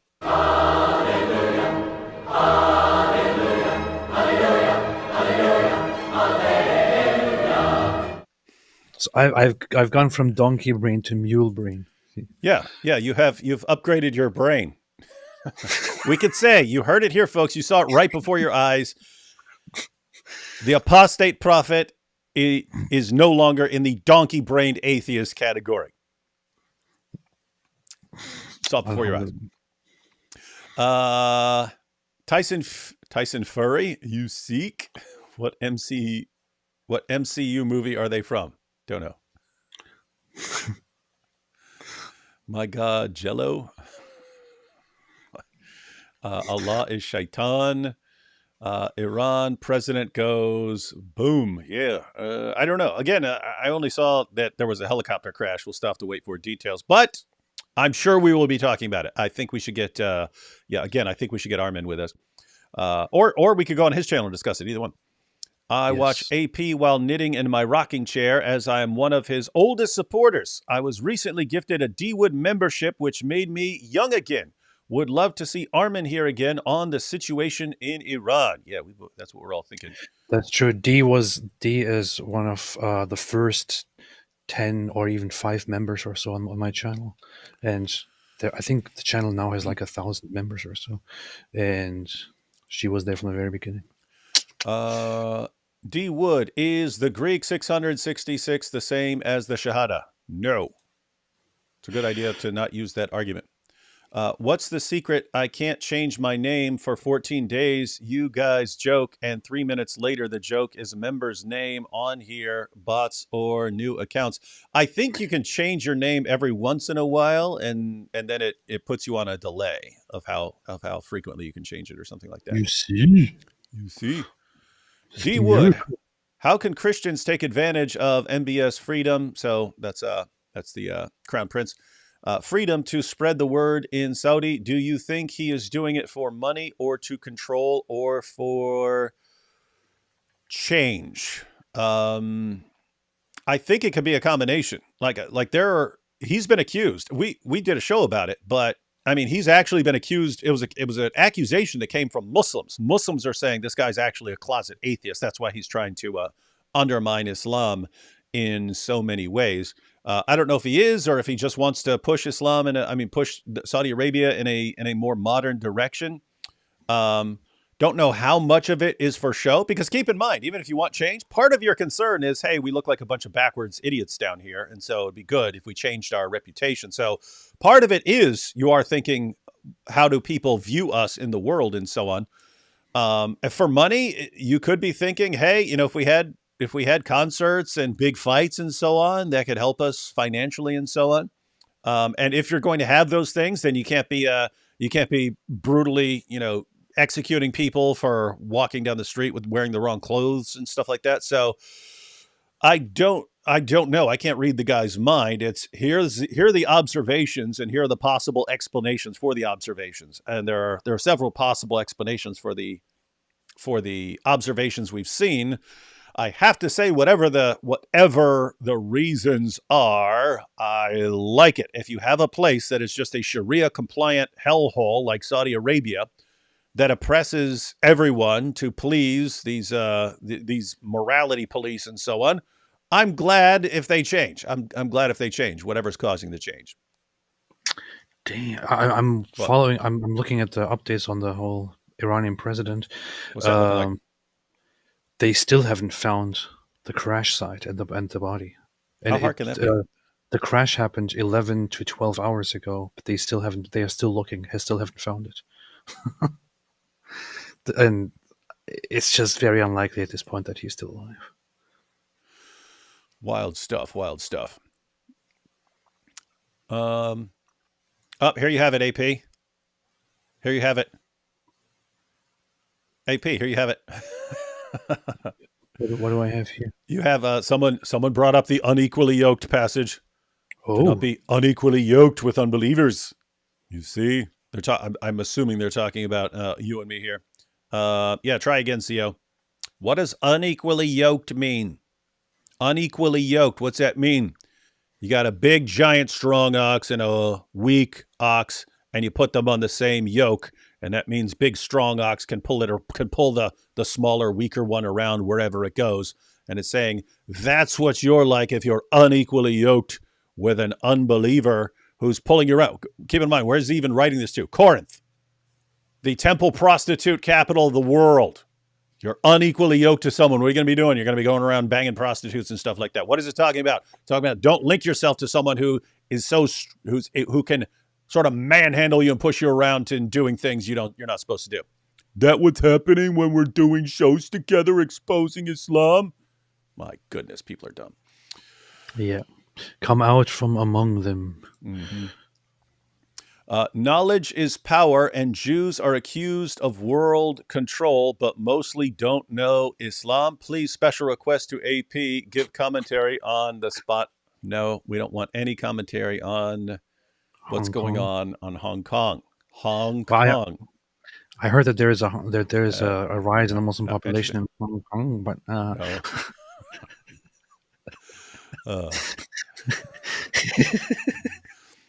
AP, when are you taking the Christian Shahada? He's already kind of answered that.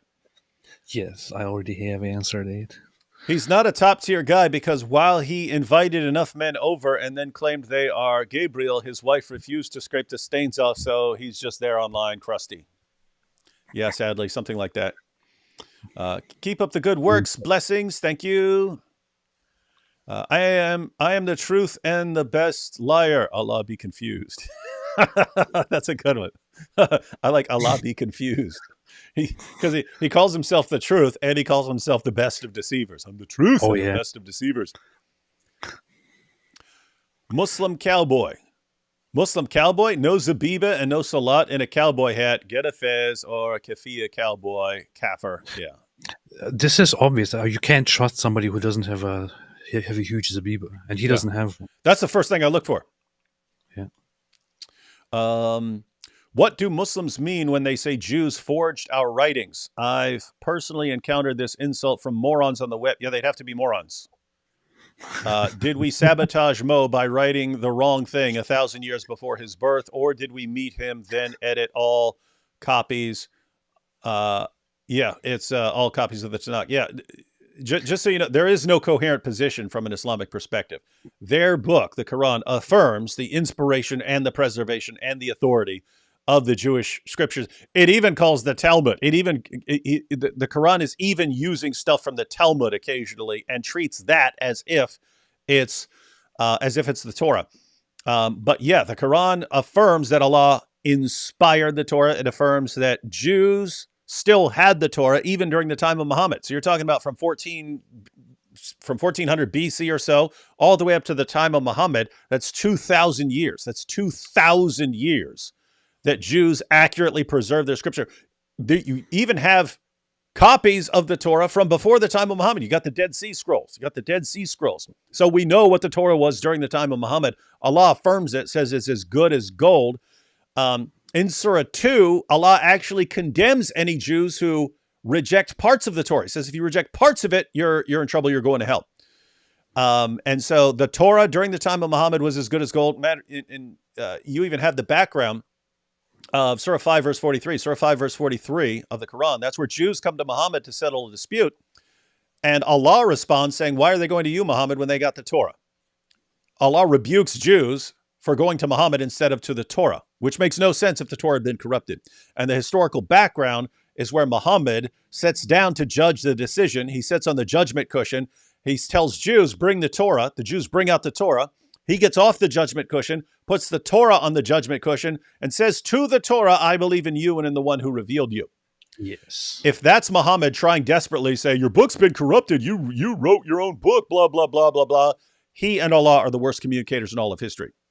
And so, I would say this. I would offer this advice if you're talking to Muslims online or something. Learn some of those references. And some of the important ones, Surah 3, verse 3 to 4. If you're talking about Surah 2, I'd go Surah 2, 40 to 41, verse 85, verse 101, and so on. Those are all passages that where Allah says that he's affirming the scriptures that the Jews still have.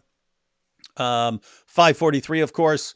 568, that's what says Jews and Christians have no ground to stand upon unless they stand upon the Torah and the gospel. 1094, that's where Muhammad's told that he can only confirm his revelations by going to the people of the book. And then that passage, that hadith in Sunan Abu Dawud, where Muhammad says, I believe in you and in the one who revealed you. The Torah is the judge. Learn those passages. And when Muslims are telling you, oh, you wrote your own book, you made up your own book, I'd say you guys are apostates and you don't even realize it. So you're not, don't even talk to me. Don't even talk to me like that. You're not a real Muslim. But what they basically mean, just to briefly address that aspect of it, so initially what it meant was that that the Jews, when asked about certain things in their scripture, apparently, allegedly, according to Muhammad and his companions, that they would come out and not give the proper responses and not read properly what their texts actually say. They would cover it with their hands, so as not to tell the truth about their scripture on different occasions. However, the whole narrative on Jews forging their scripture then later developed in during the first centuries of Islam, together with Christians forging their scripture into at some point in history before Islam, at some point before the Quran came, the Jews and the Christians somehow, for some reason, somewhere, in some weird way, actually corrupted their scripture so much that they made up completely different, completely new thoughts and lines and removed things that were there and turned them into unrecognizable religions. And this sounds extremely absurd if you actually think about it. And if you ask them about it, they usually can't explain when exactly that is supposed to have happened. It doesn't make sense. It doesn't fit in any proper timeline. However, that is what Islam had to, or that is what Muslims in the early centuries had to resort to, because Muhammad was ignorant and tried to claim that it's the same God who sent him and who sent the Quran. But then Muslims found out slowly that Christians and Jews believe in completely different things that are fundamentally different from Islam. So they had to somehow explain that, and their explanation was, well, it's because the Christians and Jews, they corrupted their scripture. The scripture is no longer what it originally was. That's why it's so different from what we believe in. So that's what they mean. Yeah, and it's just a weird situation where there's a good time to use what's called inference to the best explanation. Just what's the best explanation of all this? When Muhammad goes around saying, yes, the scriptures of the Jews and Christians are as good as gold, they line up perfectly with Islam, but the Jews and Christians just aren't following their scriptures like they should. If they were, we'd all be in complete agreement. And then later on you find out, oops, Torah and gospel don't line up at all with the Quran. What's the correct take? What's the obvious explanation? The obvious explanation is Muhammad didn't know what he was talking about. But no, Muslims, oh no, Jews and Christians corrupted it. Well, why did Muhammad know that? He did, but he just kept it a secret. Like, what the heck are you babbling about? It's also, of course, from a Muslim perspective, it's kind of hard to understand, but to expect that Jews, with their tradition of scripture, of the Torah, would actually have somehow collaborated in corrupting the scripture and writing some different things and going along with that is very hard to believe. Because to them, the Torah was this extremely high. And still is today. I'm speaking in past tense, but still is today. This thing that you treat with, that you don't even directly touch, that you treat with utmost respect, that is preserved in the most important place. It's treated like the greatest treasure, but the Muslim explanation is like, well, they just corrupted it. They just wrote whatever they wanted in there. Yeah, sure. Bro. Yeah, it's idiotic. Yeah, I went to a Yom Kippur service and I saw how Jews bring in the Torah, and it was beyond anything. It was beyond any concept of reverence I thought they would have for a book. I was shocked, but yeah, it became. I was thinking the exact same thing right here. It's, you Muslims are thinking the Jews are taking this book and they're like, let's just go make changes to it and so on. No, no. If Muhammad's prophethood was added to the Bible, what would we learn from his message? That it's okay to bang little girls, But Muhammad's prophethood is in the Bible. It's, beware of false prophets. They come to you in sheep's clothing, but inwardly they are ravening wolves. Oh, here's the one I mentioned earlier. Muhammad is the way to STD. Yes. Heavy Heart Show says, I debated Muslim Cowboy in DMs and he bailed. Not surprising. But guys, you've heard it here. You've heard it here. Muslim Cowboy, you are welcome to join us on our show. Bring your cousin, Yusuf Estes. We will have a wonderful conversation. We can discuss Christianity and we can discuss Islam. You'll be able to give dawah. Matter of fact, you join us live for a discussion. And at the end of that discussion, I will give you guys, Yusuf Estes and Muslim Cowboy, I will give you 10 minutes of uninterrupted dawah time. You can say whatever you want to all the people who are watching. Ooh. There might be one thing that we might want to clarify, so that Yusuf Estes would agree to come on here, and that is that we will not bring up Alexander the Great and his role in the creation of the Catholic Church. Yeah. We're gonna want we will have some questions about that. Yeah. Muslim Cowboy. Muhammad was a sex addict, and so am I. Andrew Tate. If you like sex with women, you're a homosexual. Draw your own conclusions. You could put those together and say Andrew Tate calls Muslim Cowboy Homosexual. Gideon's World. Every time I see Muslim Cowboy show up on my feed, I know I'm about to lose some brain cells. Yeah, he does have that effect on people. Yeah. David, I like your version of the Muslim Cowboy song, but my cover of the song is far superior. I'll have to check that out. Is that the one I've seen a couple different versions of it. I'm not seeing. Hang on. Michael Beacon. Check that out. Screenshotting that. I saw one on Twitter the other day. I think I sent it to you, David. Is that the one? I don't know if that's... Is that Michael Beacon's version? That's what I mean. I've seen a couple versions of it. I don't know. Ray says, your shows are always informative and entertaining. Thank you and God bless. Yes, thank you. Hank says, I'm trying to become an apologist such as you both are. Yes, AP is an apologist. Could you share some resources or teach me how to be better as an apologist? I'm specifically trying to focus on evangelizing to Muslims. To get started, read Tactics by Greg Kokel. Tactics, that's foundational stuff.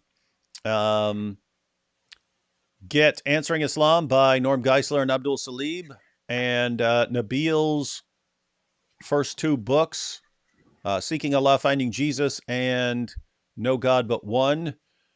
Check those out. Other than that, go to the website answeringislam.net. Any objection your Muslim friends bring up, we've got it covered over on Answering Islam. So answeringislam.net, you can look up any topic that's brought up to you and know how to respond. You have any advice for people trying to get started, AP?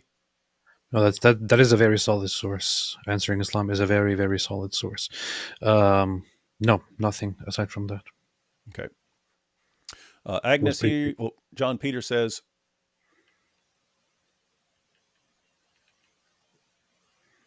I took Latin a long time ago. I do not know enough to do this anymore. That is a song, isn't it? Is it? That is. I mean, it's not a song. It is. But there is what I mean is I heard a song from that, but I think that is actually biblical, isn't it? Wait a minute.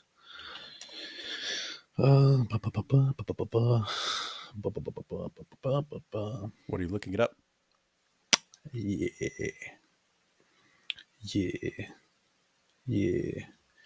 I don't know more than you do. I can make out some of it, but you could just type that into a search and get an accurate, like Peccata Mundi and so on. That's all pretty straightforward. Yeah. Let's see. You guys heard of Ser Garvey? He's an atheist that regularly debates with the Dawa clowns, Mojab and Ali at Speaker's Corner and destroys them. Does he go by that name there? Because there are lots of nicknames at Speaker's Corner. So yes. I'm not sure which one that is. But yeah, I'm familiar with some of the yeah, you've got Christians and atheists wrecking Islam over there, which is funny because Muslims are now on the run from Speaker's Corner, and you still got Ali Dawah. Oh yeah, because we completely control that place. Yeah, Bo. Would love. Yeah, this is from a liturgical thing based on John 1:29 of "Behold the Lamb of God who takes away the sin of the world." But That that's the phrase Pakara. That's a Pakara Mundi. from the liturgical is "Lamb of God who takes away the sins of the world, have mercy on us." I sometimes listen to some liturgy. Yeah, I mean, you ain't been listening to any liturgy, man. And I heard that before. I do. It goes like,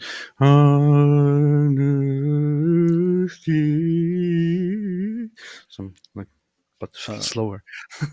Would love to watch another debate against Mo Hijab. That guy is mentally loose cannon. Said it before. You're not going to see him debating anyone else unless it's someone he knows is not familiar with him and not familiar with Islam.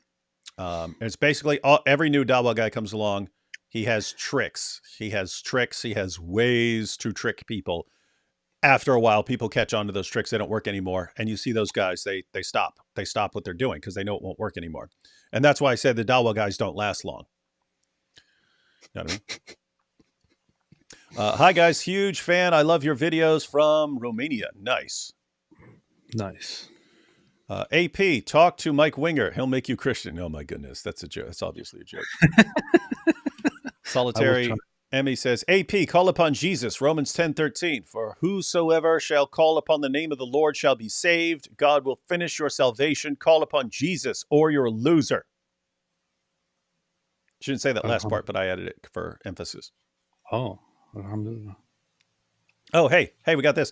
AP has now apostatized from Islam, Palestine, Kemalism, and atheism. I don't know how many curses are upon him anymore. AP, hey, you'll eventually have to be the apostate from everything. Apostate everything. The everything apostate. AP, are you worried about losing atheist followers if you acknowledge the existence of God? Guys, I've known AP for a while. I think I can safely say that plays zero role in his motivation for anything. Yes. You can pick up people's personalities over time. But yeah, AP's not the sort that would be like, oh, yeah, I believe in God now, but I'm worried about what my followers would say. I appreciate everyone who is there and who has been there. However, if I came to a certain conclusion, no matter who I would lose, I would have to, if I honestly, agree with that, have to then also publicly acknowledge it. But I don't think. I mean, I'm not afraid of that. Yep. I don't even think that's a big concern. I only learned about the Talmud from the expert on 3rd century BC rabbinic Judaism scholar Nick Fuentesman. That is the rabbi of all rabbis there. It is good to see your public declaration of agnosticism. It has seemed like that's the case for a while now, so it's nice to see the truth revealed. AP humiliates atheists around the world. When the Mubahala is the answer to ideological differences, then polemics become the only recourse. Yeah, Muslims believe in the Mubahala, even though that did not work well for Muhammad and his entire family died, including him. Does this mean AP thinks Christians are horses? Yeah, going from donkey to mule to stallion. Don't say horses, stallions. Christian stallions. Do you want to be the donkey-brained atheist, the mule-brained agnostic, or the Christian stallion? Those are your options, ladies and gentlemen. Christians are horses, and that's what I would be if I became a Christian. Horse is a horse, of course, and no one can talk to a horse, of course. That is, of course, unless the horse is the famous Mr. Ed. Way before your time, AP. Shawnee Luke attended Portland Jewish Academy. I wish the woke brigade could be forced to see what happened to a girl who walked the same streets as them as a child. Rest in peace, Shani. Many in Oregon support Israel. Hey, Here you go. Tomorrow's Dawa headline. AP considering reversion to Islam. That's awesome. By the way, the song that I mentioned earlier is Agnus Dei by Samuel Barber, which is a choral composition based on the liturgical He Agnus said Dei. based. It's it's a very, very good one, and I actually do listen to that sometimes, Oh, and cool. it's very good. All right, let's get through these last remaining super chats real quick because we do still have to meet a challenge. We've been challenged, ladies and gentlemen. When you invite Christ to live in your heart, you don't get a religion, you get a friend, AP, and you could always use another friend. AP discovers holes in the atheist narrative. I love loving these comments. These are awesome. Probably Satan is disputing with the body of the president with the wolves. Talk about the body of the president. I am sorry that I was the 900th who has asked you the same question. Thank you very much for the beautiful and patient answer you gave. Yeah, I was like, yeah, I wasn't picking on you. It's because I know like people come on and you haven't seen one of the shows, and it's an obvious question, right? It's an obvious question. Hey, what's going on here? So I was referring to Tyson Fury and Christianity. Oh, that was CO earlier who said something. No, you said, does this mean AP thinks Christians are horses? What were you talking about, CO? I think it was one of the comments early. It was much earlier. I remember that name. Yeah. What was that? There was one much earlier. I don't remember what it was. Okay. Yeah, I forget what that's about. But we can, we'll know in the replay. Raisin didn't die. Allah made it appear. Oh, that's the, I forget that. Raisin didn't die. It's funny, Raisin. Allah made it appear as if he died to deceive fools like AP, but actually he's flying with Barak until Imam Mahdi returns. What's crazy is that the hardliners could say something like that and all their followers would agree. Iran Prez is like American Vice Prez. He's under the supreme leader, right? Does Iran have a Vice Prez? I don't know if they do, but that would be a good description, right? You've got the Ayatollah would be the main guy, and as far as his role, he's more like we think of like a vice president, right? Don't like that. Yeah. So he is the president, but there is above the president is the supreme leader, would be the religious leader of the country, because it is a theocratic republic, supposed democracy, Yeah. and under the democracy president, where the entire population hates the leaders. Yeah. If the president dies, the vice president, whom nobody even knows his name, will take over. That's what happens.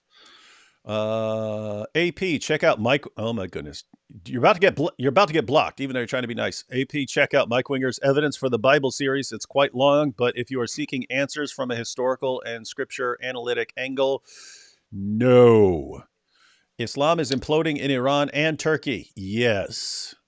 Finally, some common sense and not all this Mike Winger stuff. Paulo says, I believe the Islamic Republic of Iran knows he's dead and is preparing for a massive uprising from anti-government protesters. That's actually a good theory, right? Like, if they already know he's dead, but they're not announcing it because they're like, we got to get ready because these protesters are gonna dial it up a notch.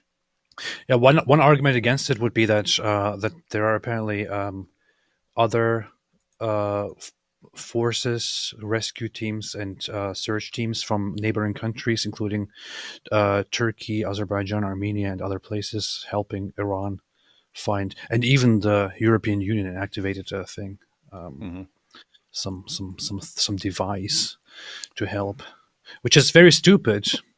Which is very. I get it. Okay, I understand, but I'm personally not a fan of as Western people helping the leaders of those very people who preach all the time that you are the devil and you should eventually be defeated and subjugated. But yeah, so there are more than just Iran involved, so it would be hard to hide. Yeah, I seriously think we'll probably have a lot of incoming news here really soon. Adeline says, that's a good one. Recently, a Muslim claimed that we are still under the old covenant because what? Yeah, it's always great to hear Muslims tell us that we're under, to explain our religion to us. That's what we really need, Dawa guys. Recently, a Muslim claimed we're still under the old covenant because, one, Jesus was vague in Matthew 5. I'll even tell you the verse they go to. It's where Jesus says he did not come to abolish the law and the prophets, but to fulfill. And so, yeah, it's just keep reading. What does Jesus do over and over again? You have heard that it was said, and he quotes the Old Testament. He says, "But I say to you." But if you're just going with Jesus, we're not under the new covenant. We're not under the new covenant. What does Jesus say? Same exact book. Keep reading. This is my blood shed for you for the new covenant. Jesus specifically refers to the new covenant. So Jesus refers to the new covenant. If you want to take Paul out of the equation, go to the book of Acts, Acts chapter 15. Read Acts 15 with your friends, because then the question becomes, what about Gentiles? Do Gentiles need to convert to Judaism and obey the law? And if so, do they need to follow the law? The consensus in Acts 15 of the people who knew Jesus and were his primary followers was, no, Gentiles do not need to follow the law because they're under the new covenant. So, yeah, something along those lines. Well, who are you going to believe, Muslims or Christians? Hey, here we have Ibrahim Raisi right here. That's the last time. Hey, what's up, man? Says, that's the last time I trust a guy named Eli Copter. If we've learned anything, ladies and gentlemen, do not trust a man named Eli Copter. Apostate Mummy says, they will see that this community knows Quran and Hadith better than the Dawa guys. Dawa, dysfunctional Allen with a lot of hate. Zabuba, mark of the beast? Beast. The Zabuba. Celeria says, yeah, answering Islam is good. I'm using the topic organized Quran hosted on there to build a basis for thoroughly analyzing the Quran surah by surah. That's a lot of work going surah by surah. In the meantime, and by the way, don't think you have to learn everything and then engage. You can be engaging along the way and then using the responses you get from Muslims as an opportunity to say, hey, let me go look that up and study. And you can kind of learn on the go like that. Hug says, AP, love to share how we work with the Muslim Iranian refugees who have come to faith. The hairiest thing for me as an Armenian was going to Turkey, but God, only through Jesus can we have a forgiving heart. Enjoy both of you. Brilliant channel. Thank you. I do like our channel. Well, my channel. I can't say the same for yours, AP. Yeah. He's got a good point. It's true. Why would an Armenian have a problem in Turkey, AP? I have no idea. It's not like there was a huge genocide of Armenians. And it's not like lots of people in Turkey harbor very, very hateful views of Why Armenians. is that? Why is like Turkey like... I mean, those are like of all the other things that happen in the Muslim world, it's like these are the guys who are like obsessed with genociding everyone else. Turks are very nationalistic. They have this very... they have a very ultra-nationalist, racist point of view, and it's kind of weird. It's like they are on one hand these the ones who descend from the Ottoman Empire that kind of had this leadership and united the Islamic world under a caliphate. On the other hand, they always have this thing where they consider Turkishness to be the ultimate great thing. And it's always a discussion whether you are first Turkish or first Muslim. And they take this whole pride of being Turkish to very extreme levels and often consider themselves superior to Arabs and have kind of racist-ish views toward Arabs as well, while even enjoying Islam. And you can't ever tell a Turk that Turks did even one single thing wrong in history. It's they're very, very, it's very messed up, and they do have quite some hate. I don't know. Yep. It's a desperate attempt at trying to be a nation while not being an actual nation. Yep, it is. Yeah, I'm not liking Turkey nowadays, man, except for Thanksgiving. You have altered this quote. You have altered the text of the Torah and expunged the name of Muhammad. The motive for their accusation lies in the absence of any allusion to Muhammad in the Torah. That's from Maimonides. Yeah. So you must have taken the name of Muhammad out. Dude, we have copies of the entire Torah.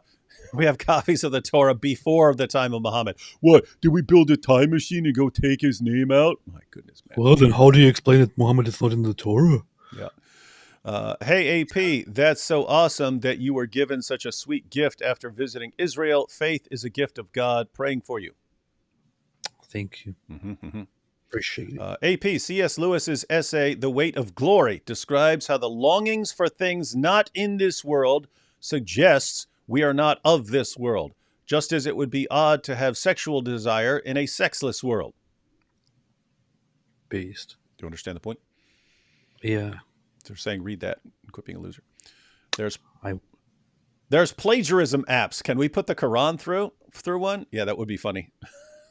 Putting the Quran through a plagiarism app. This was taken from this. This was taken from that. This was taken from this. That would be funny. Someone wants to try that. It'd be good. I always want to. I sometimes ask Muslims this, but when they talk about how the Quran is the most impressive book, which can never be imitated, there's nothing like it. It's like, okay, I understand, and I'm not trying to appeal to popularity here, but can you ever show me a list of like the best texts, best books ever by any standard? And can you ever show me a list that actually includes the Quran and says, "Oh, the Quran is absolutely amazing.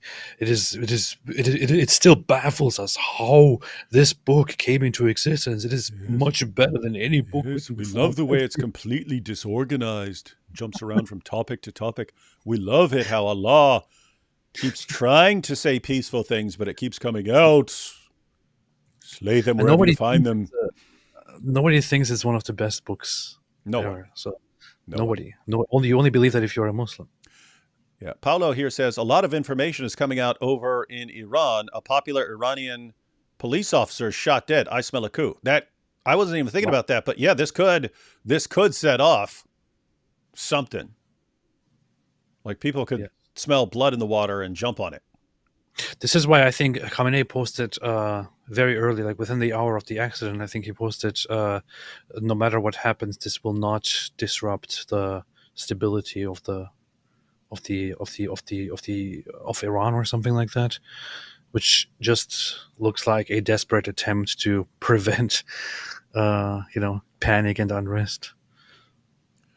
Let's see. Always praying for you guys and your families. May God reveal his love and holiness as you seek him and give you peace. Isn't it weird that there are still nice people on the internet? Jesus separates the goats from the sheep, but D Wood eats Quran pages like Aisha's goat, while AP not. Draw your conclusions. Alhamdulillah.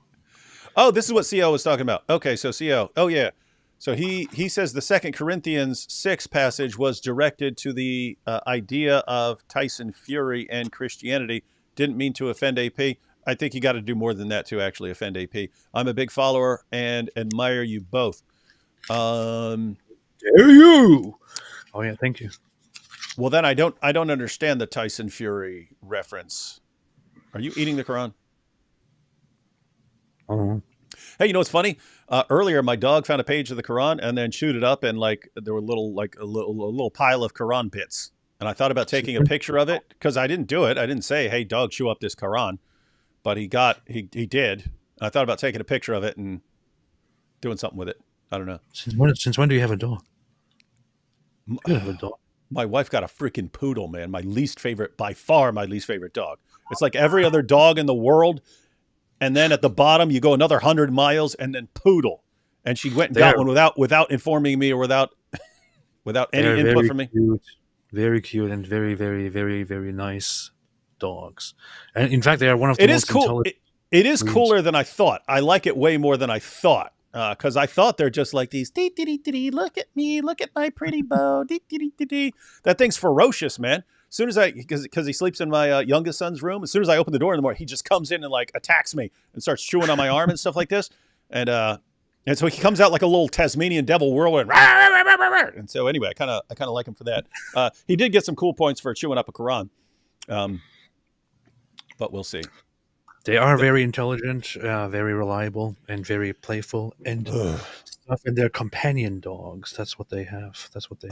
Yeah. I mean, I like tough dogs who can like go after someone's face if they need to and stuff like that. Especially like a cool black dog, like a Doberman or something like that, in case jihadis show up. They're terrified. They're almost paralyzed around black dogs. I've seen it before. Even little, so I'm not crazy about little dogs, but even little dogs, I kind of like Boston Terriers and stuff like that. They're kind of like scrappy, even though they're small, because they were bred for like being put into holes to go hunt rats down in holes and stuff like that. So they're pretty tough little dogs and stuff. Anyway, poodles, not a fan, but what can I do? We have a Labradoodle, which is a mix of a Labrador and a poodle, and he looks more poodle than lab. And he's a good one. All right, so cool. We're through just these last couple super chats here, and then we can jump into our topic. Gosh, it's already past 10.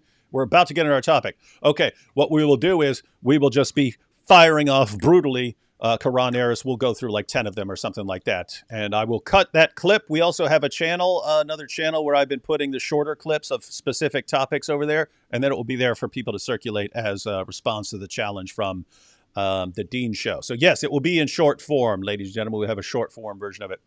You guys, indeed, you guys are more influential than you think. Most ex-Muslims I know say they left Islam through your vids, exposing them to the great apologist Mike Winger.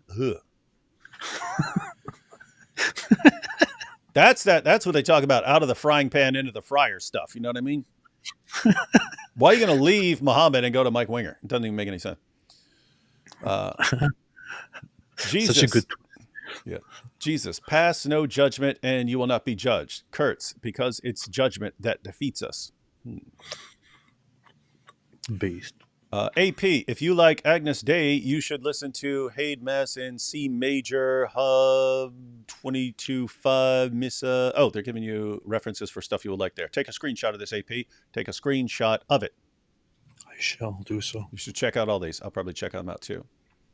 I do like some of the like Gregorian chanting and stuff like that. I'm not too familiar with this stuff. I'll check it out though. This tastes weird, man. What? The Quran? Quran. Well, what are you talking? Of course it does. It's literally dog food.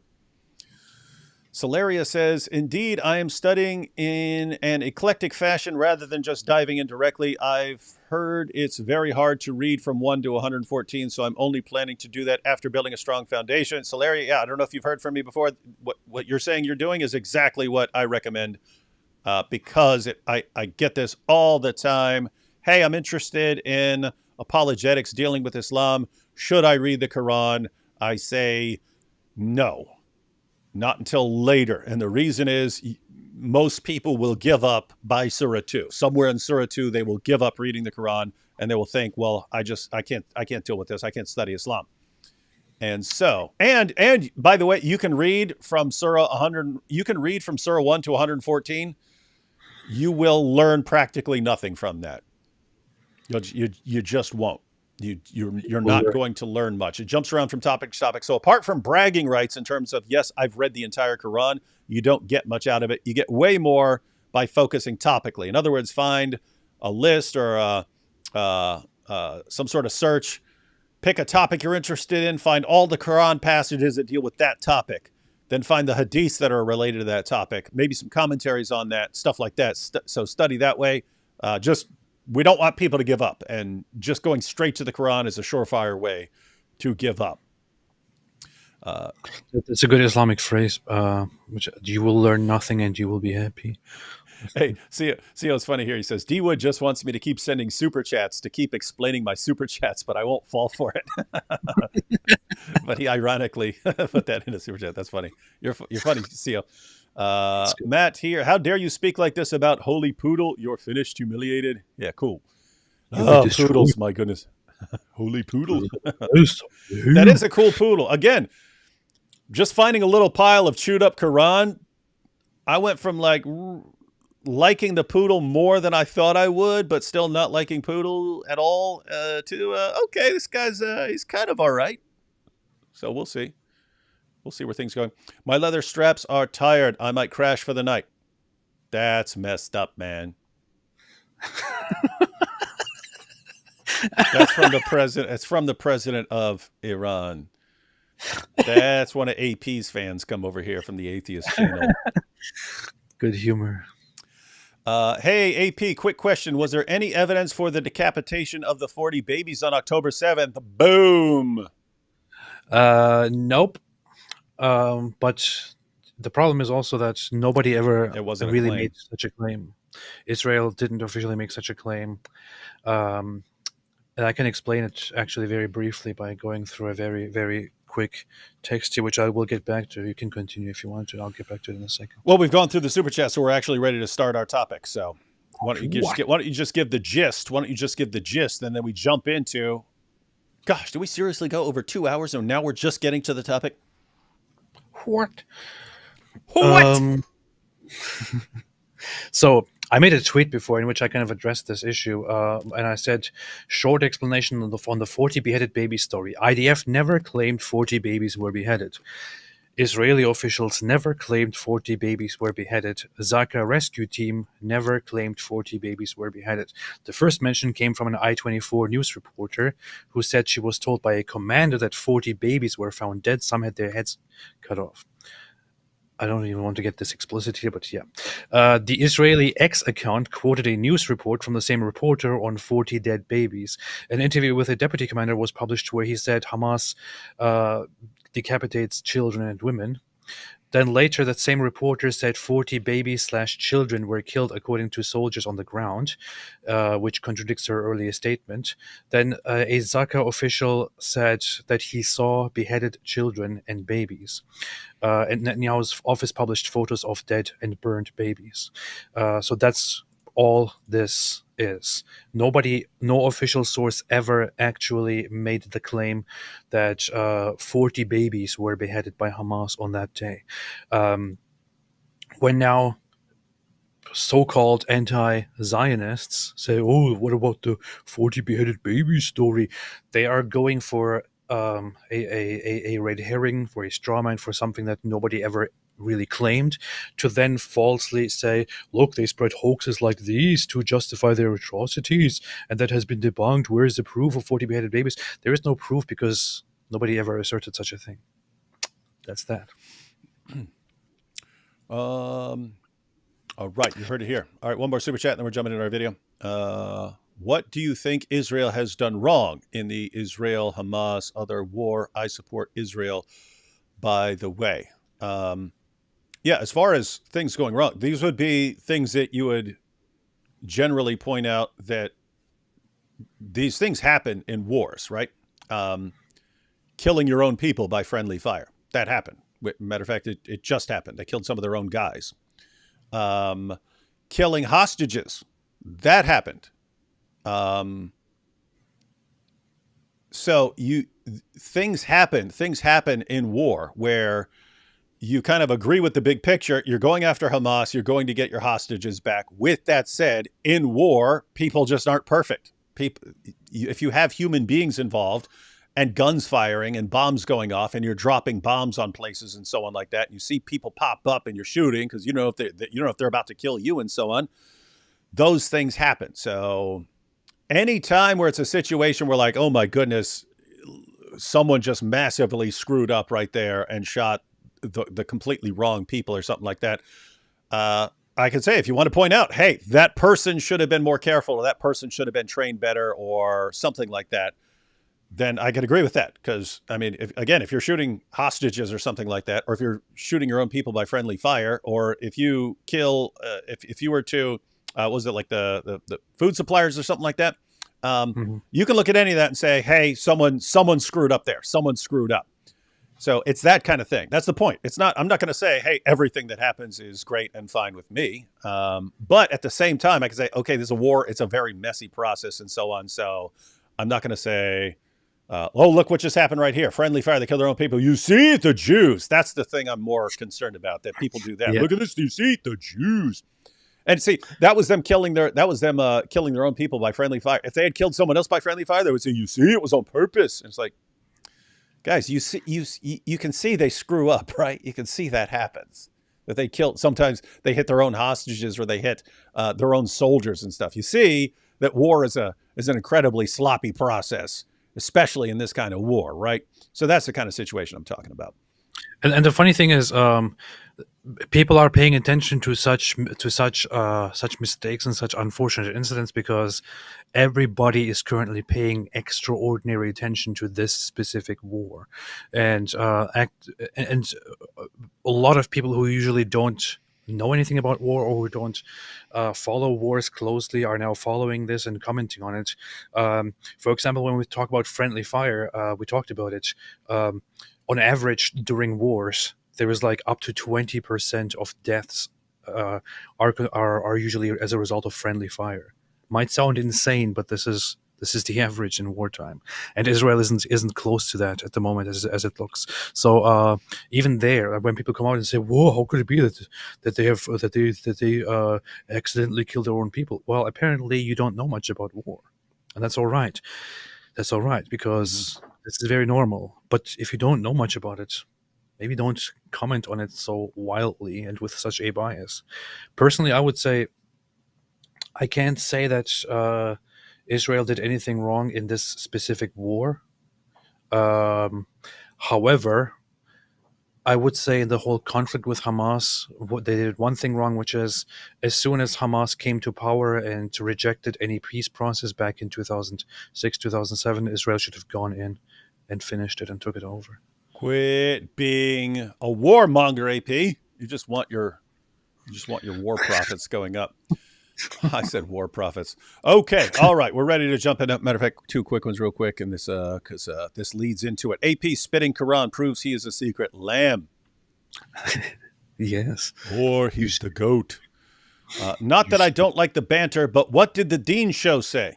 Not that I don't like the banter, but what did the Deen show say? This brings us up to the topic about the Deen show. You want to know what the Deen show said, AP?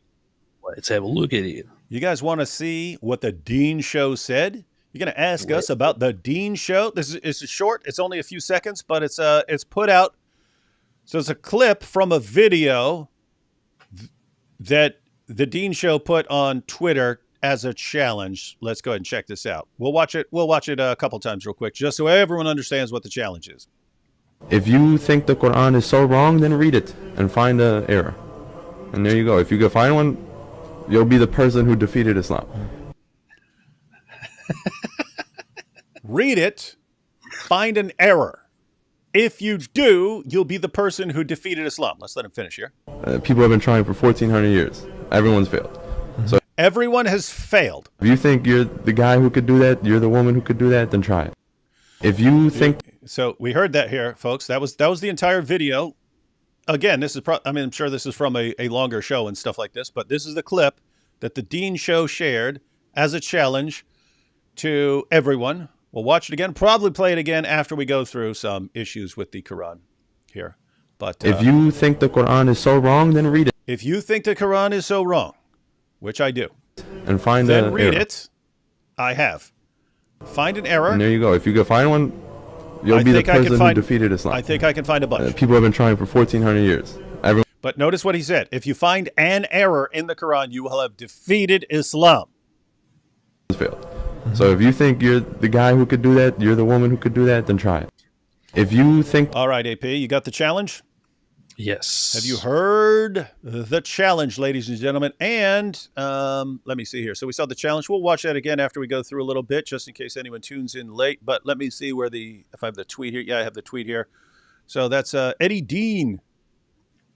Eddie Deen of the Deen Show. Eddie put it out. People have been trying for 1,400 plus years, and he posted this clip as a challenge to us to show that the Quran has an error in it. And if we can do it, if the trajectory continues as it is, and we can show that there is an error in the Quran, then we will be the people who have defeated the Quran. Can you imagine that, AP? You've got all these people been trying for 14 centuries. They haven't been able to do it.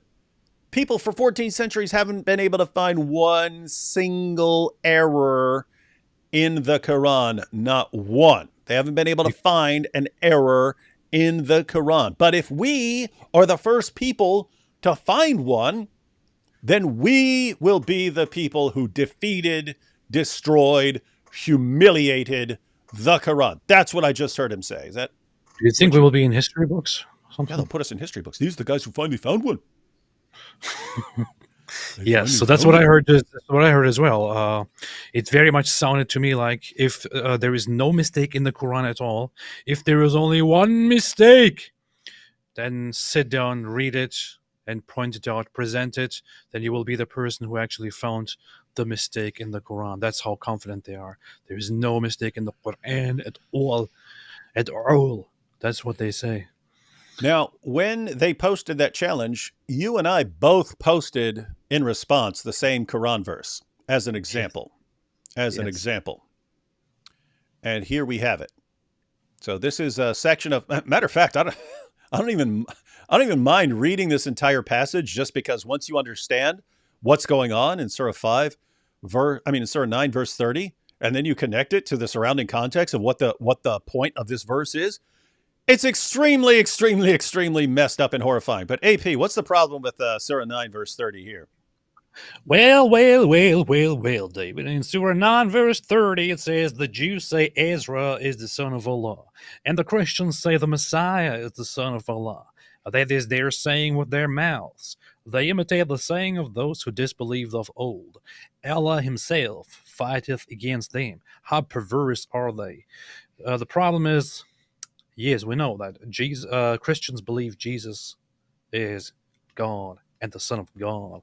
However, Jews, what in the world is this? Which Jew believes that Ezra is the Son of God? Which Jew has ever believed that Ezra is the Son of God? There is no record of a single Jew ever holding such a belief. Have we been able to find one Jew in history who calls Ezra the Son of God? No, not a single individual. And yet, the Quran here presents this as a general Jewish belief and therefore condemns the Jews. And this is also confirmed when we go to the Hadiths and see that Muhammad says that on the Day of Judgment, the Jews will be asked, what did you used to believe? And they will say, we used to believe in Ezra, the son of Allah. Clear mistake. So, what you're saying is that here you have the Quran raising this accusation against Jews, and it's a problem for them. They call Ezra the son of Allah. And if a Muslim were to want to say, well, maybe it was just like one person or something like that, maybe that's why he says it. But it's parallel with Christians saying the Messiah is the son of Allah.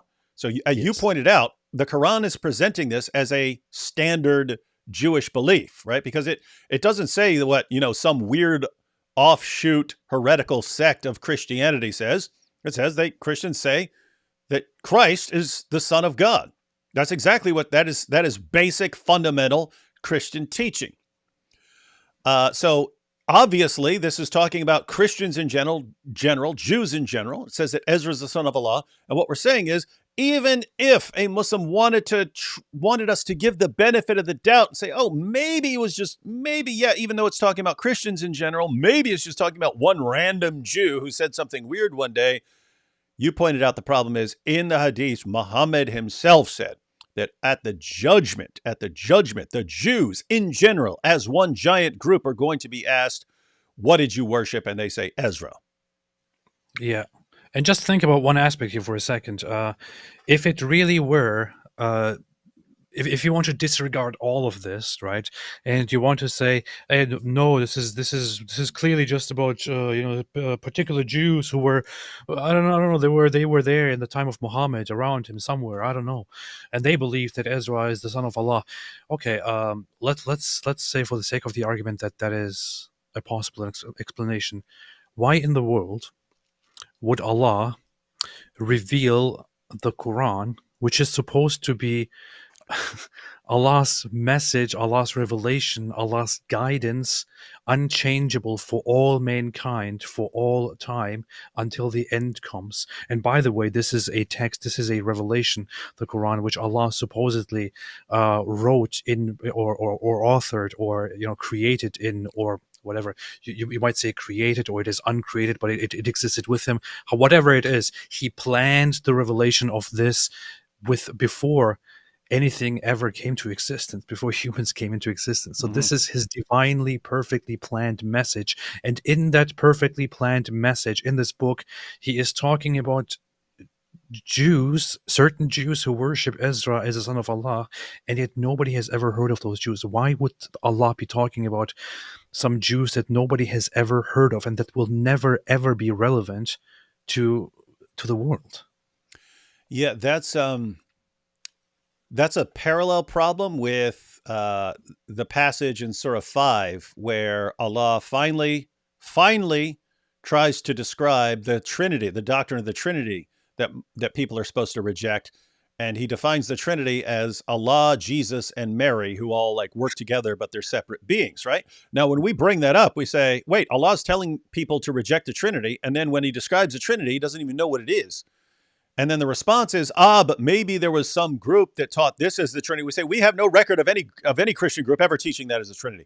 Well, maybe it was some local kind of group that we have no record of, and that's what they taught. And then the problem with that is what AP was just talking about. This is Allah's eternal speech. Allah has from all eternity figured out exactly how he wants to respond to Jews and Christians. And when he does, he responds to a Trinity made up of Allah, Jesus, and Mary, and he responds to a group of Jews that we have no record of who say that Ezra is the son of Allah. Why did he pick these two groups that no one's ever heard of and base his responses to them? So anyway, the point is, on this one verse, Jews call Ezra the son of Allah. Since it's right beside this passage about Christians saying the Messiah is the son of Allah, it's presenting this as a problem for Jews in general. And notice it doesn't say, hey, there's one Jewish guy. It says the Jews say this. It presents it as sort of a blanket statement about Jews, the same way it presents the Christians say as a blanket statement about Christians. And the statement is correct about Christians and completely incorrect and false about Jews. And so how do Muslims try to get around this? They say, again, maybe it's just one guy or maybe some small group that we don't have any record of.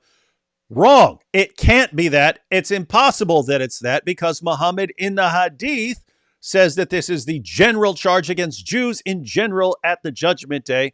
And on top of all that, as AP pointed out, that this is Allah's eternal speech. Why isn't he responding to mainstream Jewish misunderstandings or shirk or something like that? Why is he going to some group that no one's ever heard of or some person that no one's ever heard of?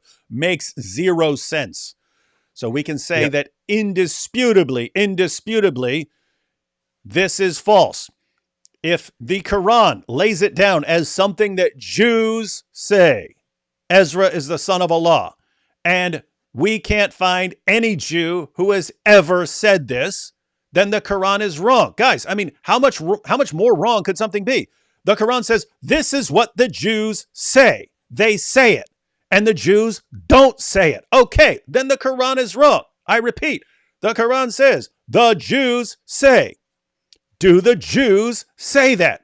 No, they don't say it. So if the Quran's saying they say it and they don't say it, that's kind of an error, isn't it? Indisputable error. You could put it in a simple syllogism, and you would just conclude that the Quran is wrong here. And the Quran says Jews say Ezra is the son of Allah. Do the Jews say Ezra is the son of Allah? No. If you want, I see what we're trying to. Let me break it down. I'll help you. I'm trying to think of which, because you could put things into multiple logical forms and so on. You could put it to something. You could say something like this. If the Quran is right, then Jews call Ezra the son of Allah. Premise 2: Jews don't call Ezra the son of Allah. Conclusion: therefore, the Quran is not right. The Quran is wrong. The Quran contains an error. Something like that. Yeah, something along those lines. But again, you could put that in multiple ways to formulate that. But guys, there's another. Think about the. Turn this into a little bit of a cartoon or whatever it is, or in your head, and think about this. You are Allah in pre-eternity, and you devise the plan for everything that you are about to put into motion, and you're like, I will create the worlds, I will create humanity, I will create this group, I will create the Jews and the Christians, and I will finally send the true revelation to them all. In this true revelation, I will address the Christians who say Jesus is the Son of Allah. And then I will also address the Jews who say Ezra is the son of Allah. Okay, why in the world did Allah make that plan? Yeah. He's the best of planners too. Like what? Yeah. So guys, we have multiple issues there, and then an additional issue, an additional problem arises once you read this in context. Let's read the context here since we have it. Surah 9, verse 28, up at the top. O you who believe, the idolaters only are unclean. So let them not come near the inviolable place of worship after this year. If ye fear poverty from the loss of their merchandise, Allah shall preserve you of his bounty if he will. Lo, Allah is knower wise. So the background there is the Kaaba used to be a pagan center of worship.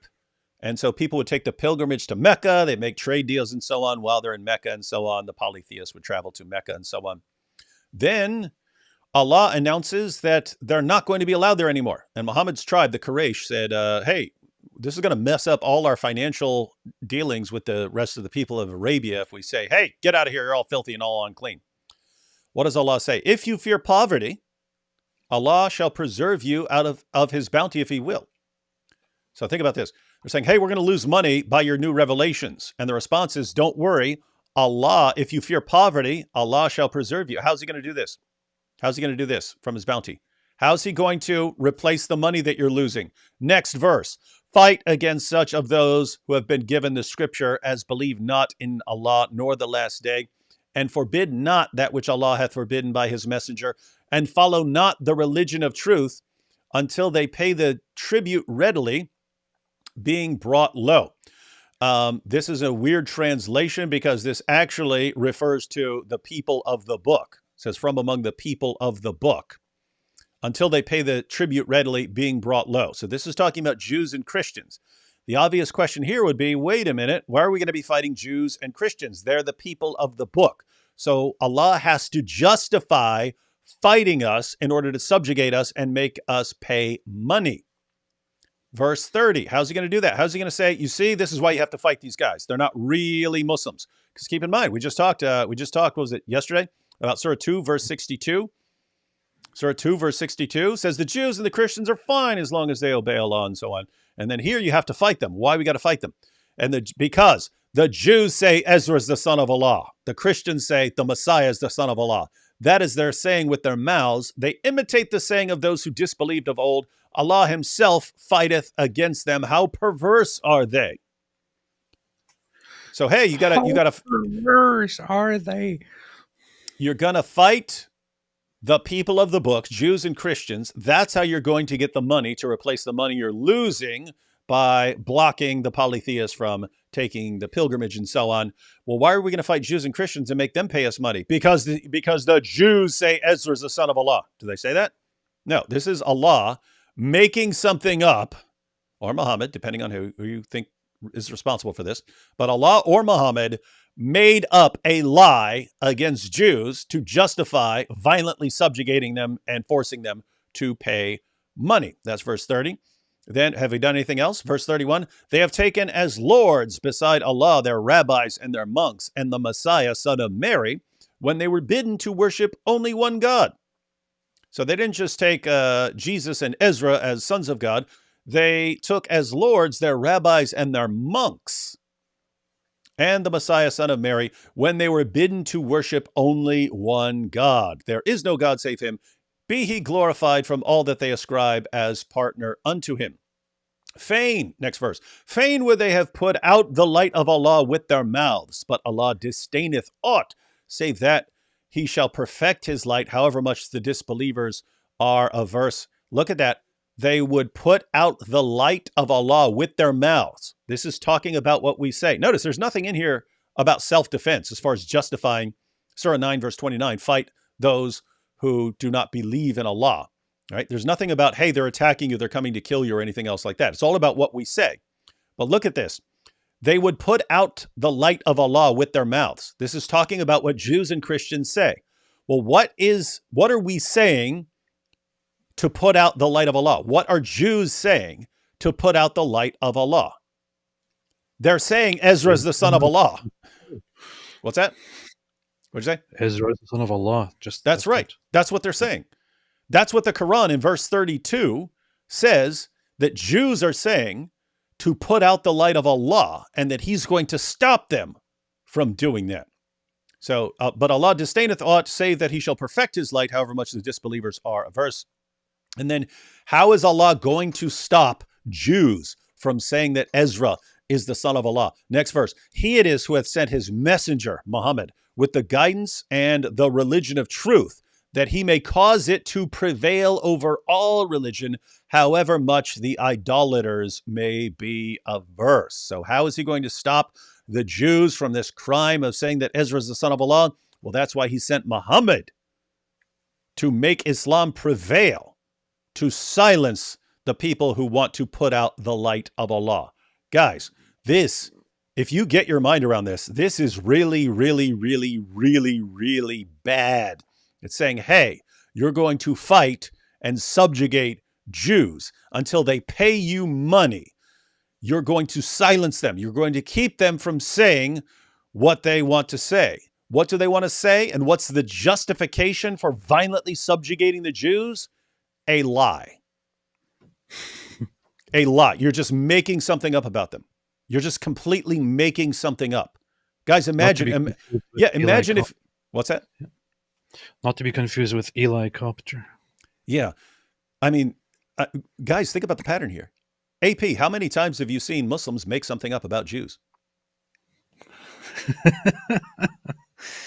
How many times, AP, have you seen Muslims make things up about Jews, about the Talmud, about things Jews have done, about things Jews are doing, about things that are happening in the war? How many times have you seen that? I grew up with it. I've seen it throughout my life all the time, non-stop. And especially now, in the last months, we are seeing it again and again and again and again and again. And how can you tell a Muslim with a straight face, it's wrong of you to lie about Jews in order to rile people up and encourage violence against them, when it is exactly what Allah himself does in the Quran, and exactly what Muhammad himself did in the Hadith? Allah in the Quran says we have to subjugate the Jews because they're trying to put out the light of Allah by saying Ezra is the son of Allah. Well, problem, Jews don't say that at all. Shut up. We have to do it anyway because, yes, they do. Who are you going to believe, us or the Jews, right? And in the Hadith, Muhammad says that this is going to be the main charge against the Jews on the Day of Judgment, is that they worship Ezra.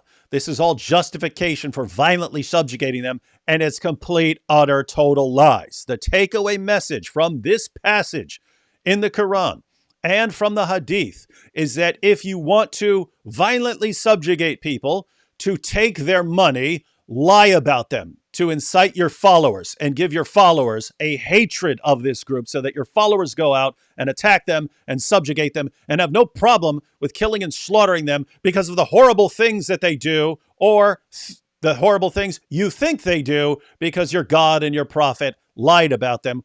What's the example that's laid down here? Lie about your enemies.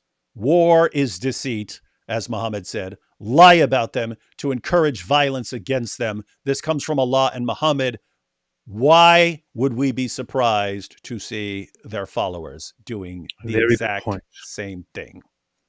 Very good point and very important point. This is what we experience today when we counter their lies, the lies that they're spreading and that are so popular. When we counter them and we present evidence to the contrary and talk about how obviously false their claims are, they refuse to listen and they just continue these lies because it serves their purpose, their agenda, their political agenda, their religious political agenda, their hateful agenda.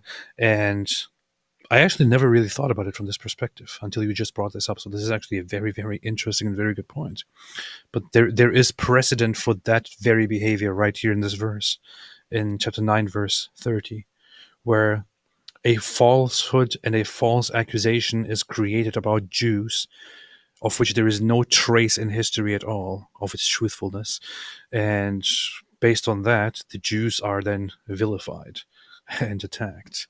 And similar things are done to the Christians in chapter 5, in chapter 5 prominently, and other parts. This is what Islam relies on. It relies on deceit. It relies on these fabrications about the other groups in order to rile people up against them and to hate them and to humiliate them and to declare that they are actually the ones who are at fault. It's not us. It's not us. We are not the ones who are who are the aggressors. It's because of what they are doing. What they are doing. And yes, they will say we're not doing this, but who are you going to believe, them or us? Mm-hmm. Exactly. But we do have a powerful response from a wingling. It's not an error. Allah merely made it appear as if Jews don't worship Ezra. Debunked. Also, did AP like Islamic prayer beads back in the day? I did. I actually had a collection of them. Yeah. All right, guys. So, yeah, you'd have to say something like this. Maybe Allah is just tricking everyone or something like that. You got to say something like that. But let's go back. Remember what the challenge was, everyone. Remember what the challenge was. We're going to go through some more. But remember what the challenge was. Here we go. If you think the Quran is so wrong, then read it and find an error. And there you go. If you can find one, you'll be the person who defeated Islam. People have been trying for 1,400 years. Everyone's failed. So if you think you're the guy who could do that, you're the woman who could do that, then try it. David, congratulations.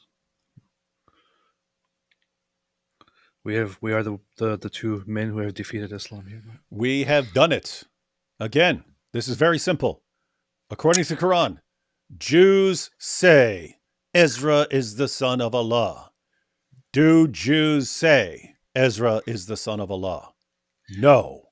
So the Quran is wrong. And according to our friend on the Deen show there, that means that we have defeated the Quran. We're the ones who did it. People tried for 14 centuries, but we were the ones who were actually able to do it. Hats off to us. Hallelujah. Hallelujah. Hallelujah.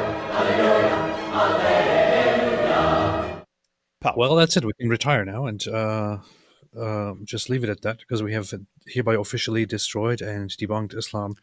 However, the problem with this entire challenge is that even if we sat here and I would go so far, and I don't even think it's far. I think it's quite rational. I would argue directly that this Quran verse here, Quran chapter 9, verse 30, is clear evidence. I would even call it proof that the Quran is mistaken, that the Quran has a mistake. And if the Quran has only one mistake, as you just heard from the guy, then it is false. It is a false, an inauthentic book that makes false claims, which means Islam is false. I would say that this single Quran verse here directly disproves the truthfulness of Islam and proves that Islam is actually false. And I don't think I'm going very far by making this claim. I think it's quite logical, even from the Islamic point of view, because that book is the one that says if there were if this was from any other than Allah, you would find in it discrepancies. And if it is the speech of Allah, the eternal speech, the unchanged speech, the perfect direct speech of Allah, then there cannot be a mistake in it. If there is a mistake, then it is not the speech of the eternal, all-knowing Allah. It just doesn't make sense. However, even if we present these things, the problem is that the Muslim response to this will be, well, that's not a mistake, you're just not understanding it. You're just not understanding it. Because here, let me explain how. And then we will go from goalpost to goalpost to goalpost to goalpost to extremely absurd assertions about what this actually means. I just saw an explanation yesterday about how some apologist guy was like, I found the true meaning of Uzair here in this verse.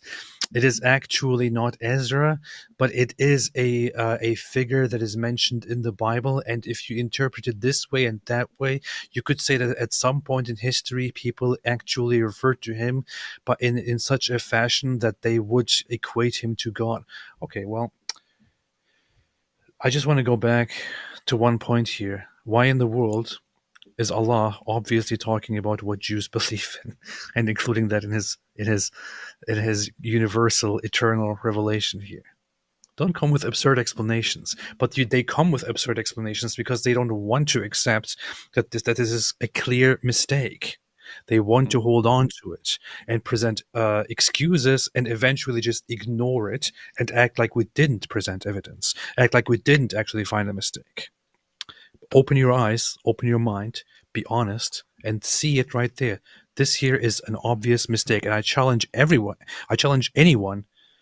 any known apologist, to go on stage, whether virtual or in person, and debate this very verse and similar verses to get to the bottom of it and to see if they are true or not. Yeah, and guys, I've been pointing out that there are people who spend a lot of time dealing with Islam, and there are people who want to know a little something about it, or hey, what can we do to help, or something like that. And I always say, hey, you can learn one thing. You can learn one thing and use that. This is a situation where you can learn one thing.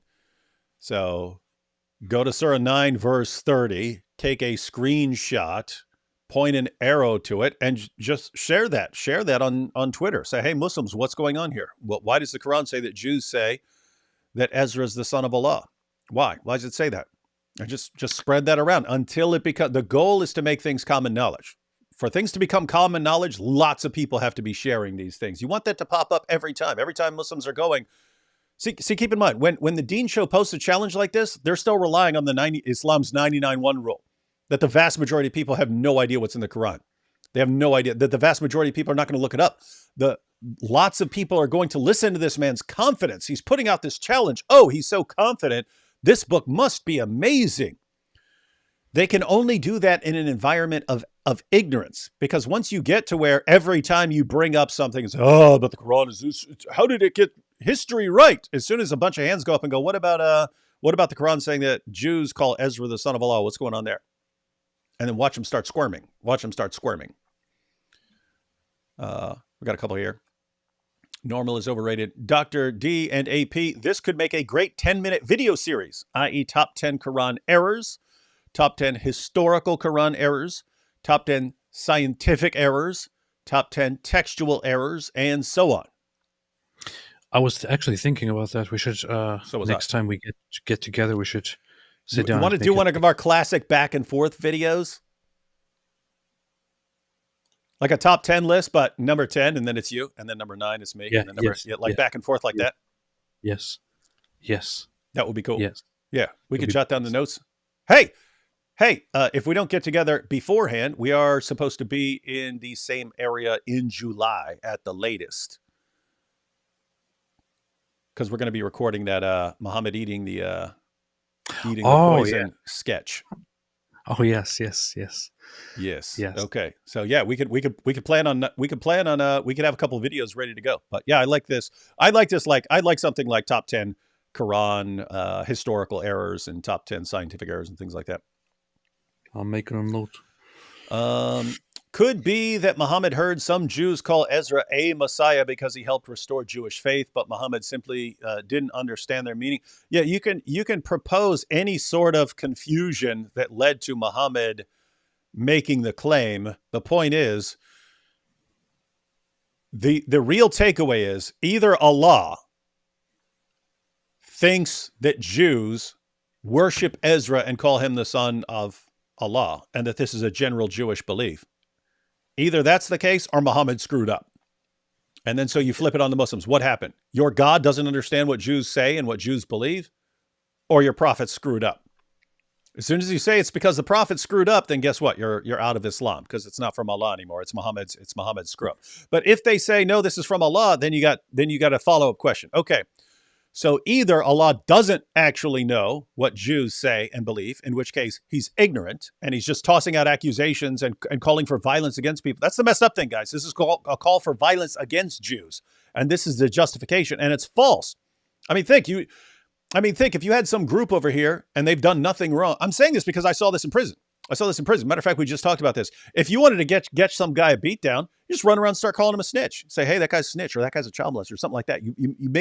You get some false accusation going against him, and people will go beat the crap out of the dude and stab him based on the false accusation if you can get people to believe it.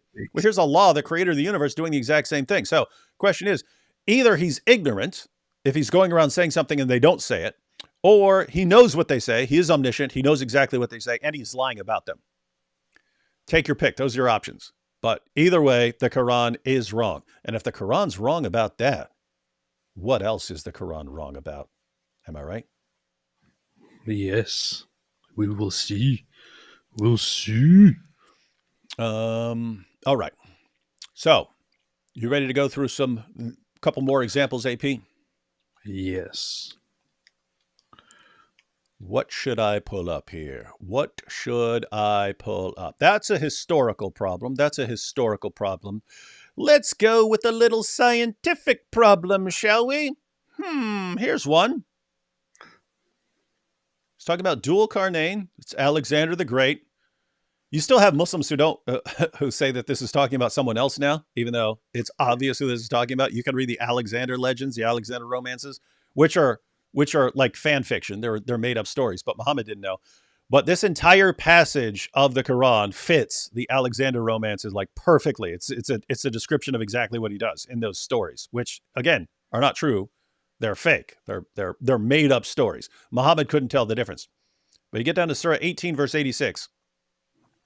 Verse 85. So he followed away. This is dual Qarnayn until when he reached something. What did he reach? The setting place of the sun. So there is a setting place of the sun. There's a place where the sun actually sets. And you can reach it. And dual Qarnayn actually did. He reached the setting place of the sun. He found it setting. Not only did he find the place where the sun sets, he found it setting in a spring of black, muddy, or hot water. Beast. And he found near it a people. So there's a place where the sun sets. It sets in a spring of black, muddy, or hot water. And there are people who live there. He found near it a people. We, Allah, said by inspiration, O dual Qarnayn, either you punish them or treat them with kindness. And the passage continues until Alexander also finds the place where the sun rises and so on. What do we think, AP? What are the problems with this? Because I see several. Whale. Where do we even start? One of those issues is the whole historical aspects of this taking a fantasy narrative about Alexander the Great. That is one aspect of it. The other issue is, of course, that he, Dhul Qarnayn, or Alexander the Great, he walked to the place where he reached the setting place of the sun. Where's that, David? I don't know. I want to go there. I've never been able to find it. Can we get tickets? I want to go there. I want to see that. Can we drive there, or do we need to sail there, or do we need to get plane tickets to go there? Because I definitely want to go there too. Well, here's the thing. At one time, I was trying to go toward the place where the sun is setting, but it kept just continuing, and it felt like I'm not getting closer to the place at all.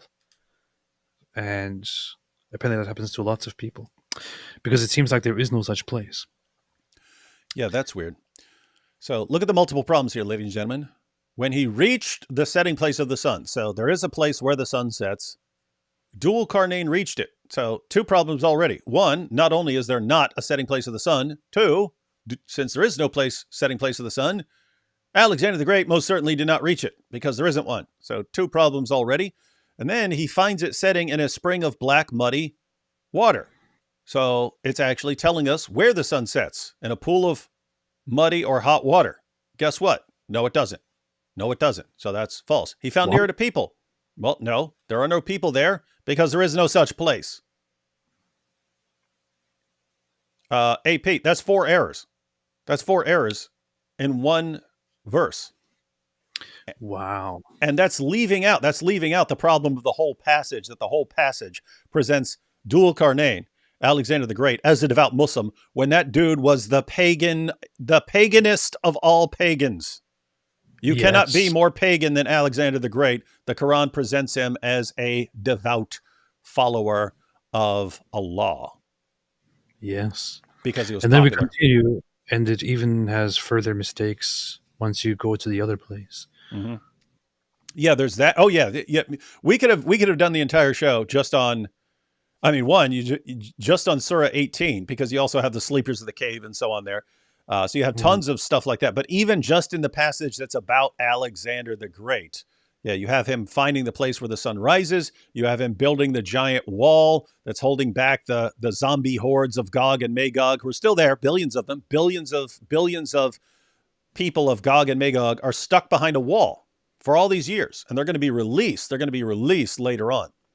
This is all nonsense, guys. This is complete nonsense. So, AP, can we conclude that this is an error? Yes, absolutely. Well, you haven't considered. On multiple levels. Plus, also, it's no joke, the whole issue that this is actually taking a legendary account of Alexander the Great, and Alexander the Great was definitely not somebody who would be praised in the Quran. According to the records that we have, he declared himself God. He declared himself divine. Mm-hmm. He declared himself Pharaoh. That's why he. Yeah, Dul Qarnayn means the two horned ones. He started wearing the helmet with the two horns on it because he was the representative of a god. Because he had been deified. Yes, that's what he did. He didn't care that much about staying loyal to one culture and one thing. He just was all about uniting and being the deified ruler of everything that he conquers. He wanted greatness. He did achieve it, and it might be that that Muhammad or whoever actually included stuff like this into the Quran or into the narrative took this idea from certain people who, for example, it is apparently at some point Jewish people began seeing Alexander the Great as somebody who is not directly righteous, but who obviously was given the authority by God to rule over much of the world, because otherwise how would he have achieved that? So this was kind of a Jewish tradition at some point, and it might be that this whole idea reached Muhammad and he just totally misunderstood it and thought, oh, this was a good guy, this was a prophet or something like a prophet, because everyone who is mentioned is sent by Allah, and Allah guides them in whatever it is. We don't know what happened, but this is all a giant mistake, and this is a Quran mistake on multiple different levels. Yeah, hey, and I looked up because I didn't remember which. I remembered Ammon as far as the god, but I remember there was something weird about it. They call him Zeus Ammon as far as the deity that he's now, I guess, the avatar of, or something like this. But anyone can look up Horns of Alexander. This is actually interesting stuff as far as Muslims attempting to respond to this. It says the Horns of Alexander represent an artistic tradition that depicted Alexander the Great with two horns on his head, a form of expression that was associated originally as the horns of Ammon. Alexander's horns came with connotations of political and or religious legitimacy, including indications of his status as a god, and these representations of Alexander under his successors carried implications of their divine lineage or succession from his reign. Mediums of expression of the Horns of Alexander included coinage, sculpture, medallions, textiles, and literary texts, such as in the tradition of the Alexander Romance literature. Rarely was anyone other than Alexander depicted with the two horns, as this was considered unique to his imagery. So in the ancient world, it was considered unique to the imagery of Alexander that he is the two-horned one, i.e. dual carnane. Yes. I'm pointing this out because Muslims want to say, maybe it's talking about someone else. What do they say? It said it was unique to him. He's the two-horned one. When you talked about the two-horned one, that meant one person, Alexander, representing Zeus Ammon. They had coins of him with the two horns. Yeah. I think what happens with the whole the whole aspect of Zeus Ammon is because of his Greek Hellenistic origins. He claims to be the son of Zeus, but then in order to legitimize his authority over Egypt as a ruler, he also crowns himself as the pharaoh and declares that he is the son of Zeus and Ammon, or both combined, something like that. That's kind of where Hellenistic and Egyptian religious beliefs combine. Mm-hmm. And so, guys, let's just see what the challenge was originally. What was the challenge from the Deen show? If we don't want to believe in the Quran, what is it? What was the challenge? If you think the Quran is so wrong, then read it and find the error. And there you go. If you can find one, you'll be the person who defeated Islam. People have been trying for 1,400 years. Everyone's failed. Mm-hmm. So if you think you're the guy who could do that, you're the woman who could do that, then try it. If we could find one, how many do we find right there? One, that dual carnane, Alexander the Great, was a devout Muslim when that guy's pure pagan, and you're calling him dual carnane because of the two horns. That represents him being divine. That represents his status as a god. So one, dual carnane was a Muslim. Two, there's a place where the sun sets. Three, Alexander reached the place where the sun sets. Four, the sun sets in a pool of water. And five, there are people who live there by the place where the sun sets. That's five.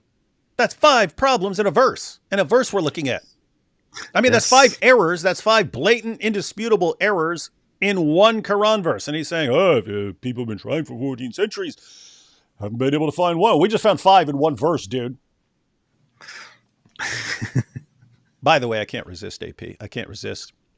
There are the Muslims who will respond. They'll ignore all the multiple problems and just focus on like the one where, the sun sets. And they'll go, that's just saying it appeared to him that way. It appeared to him that way. And they'll claim that this is just saying that Alexander the Great reached a big pool of water and there was an optical illusion. He saw the sun setting and it looked like it was going down in the water, but it really wasn't. So they'll say that when the Quran talks about the setting place of the sun, it's not really talking about a setting place, it's just talking about a place where it kind of looks like it sets. Very strange that Allah in his eternal, perfectly clear speech would make it sound like there's a place where the sun sets and that you could go find it and so on.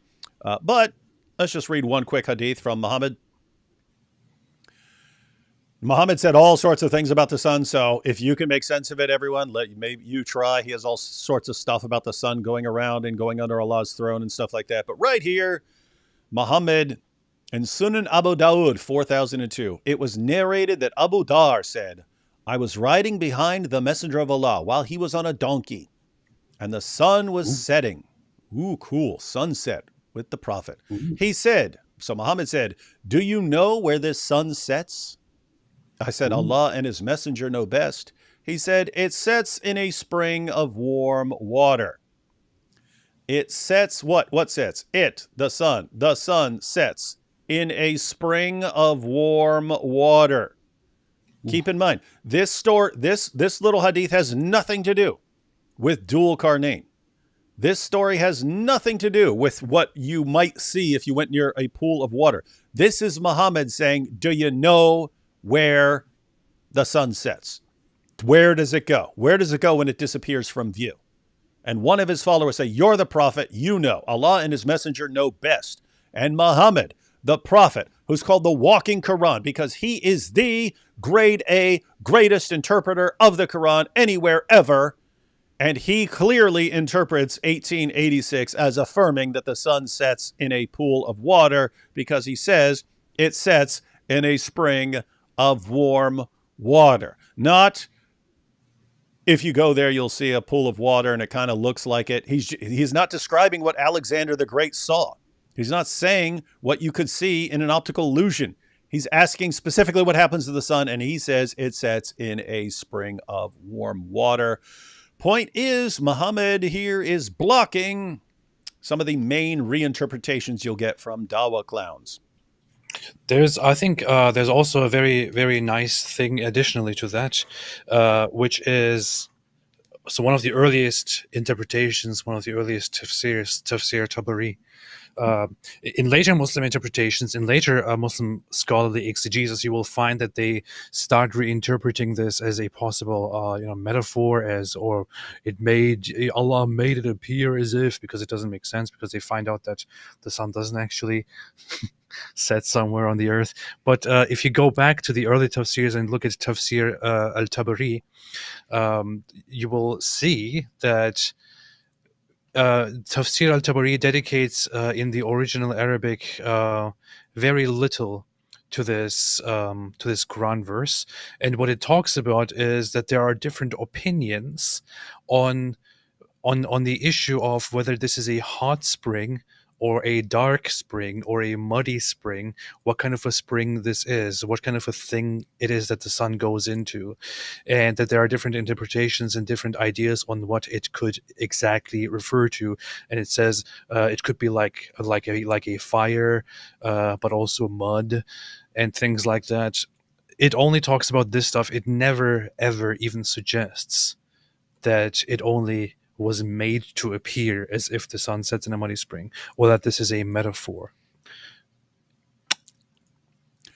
I'm just looking at some of the comments. Michael Boros says, I peed in that spring. Cornelia says, you see, the sun sets in a spring of warm water. The sun needs to relax in a tub of warm water. The sun sets in a hot tub. Justin Sound says, maybe our understanding of the sun setting is too narrow-minded. This quantum understanding of the sun setting in hot spring needs more research. Yeah. Yes. Pool of warm water. Why didn't he just say the ocean? Yeah, whatever you're talking about, there's got to be better ways. There's got to be way, way better ways of putting this stuff. So, guys, I'm pointing this out because you've got this verse. And this guy's challenge, he goes, no one's ever been able to come up with an error in the Quran. So we say, okay, this Quran here says, Alexander the Great finds a place where the sun sets in a muddy pool. They would reinterpret everything there. And they would do it knowing that there are other things in Islam that completely rule out the reinterpretation. In other words, once you say, oh, it doesn't, maybe it's just an optical illusion from Alexander the Great or something like that. Okay, Muhammad in the Hadith says the opposite. To what? So is Muhammad wrong? You know better. You're a better interpreter of the Quran than Muhammad? Yes. So these are the problems, guys. What this guy means is, if he were talking to some random person who just found out about this and walks up and says, hey, I think the Quran's got an error here, he would be able to do some gymnastics and pretend that it's not an error. Hey, Eddie from the Deen Show. I don't know who that was that you were talking to.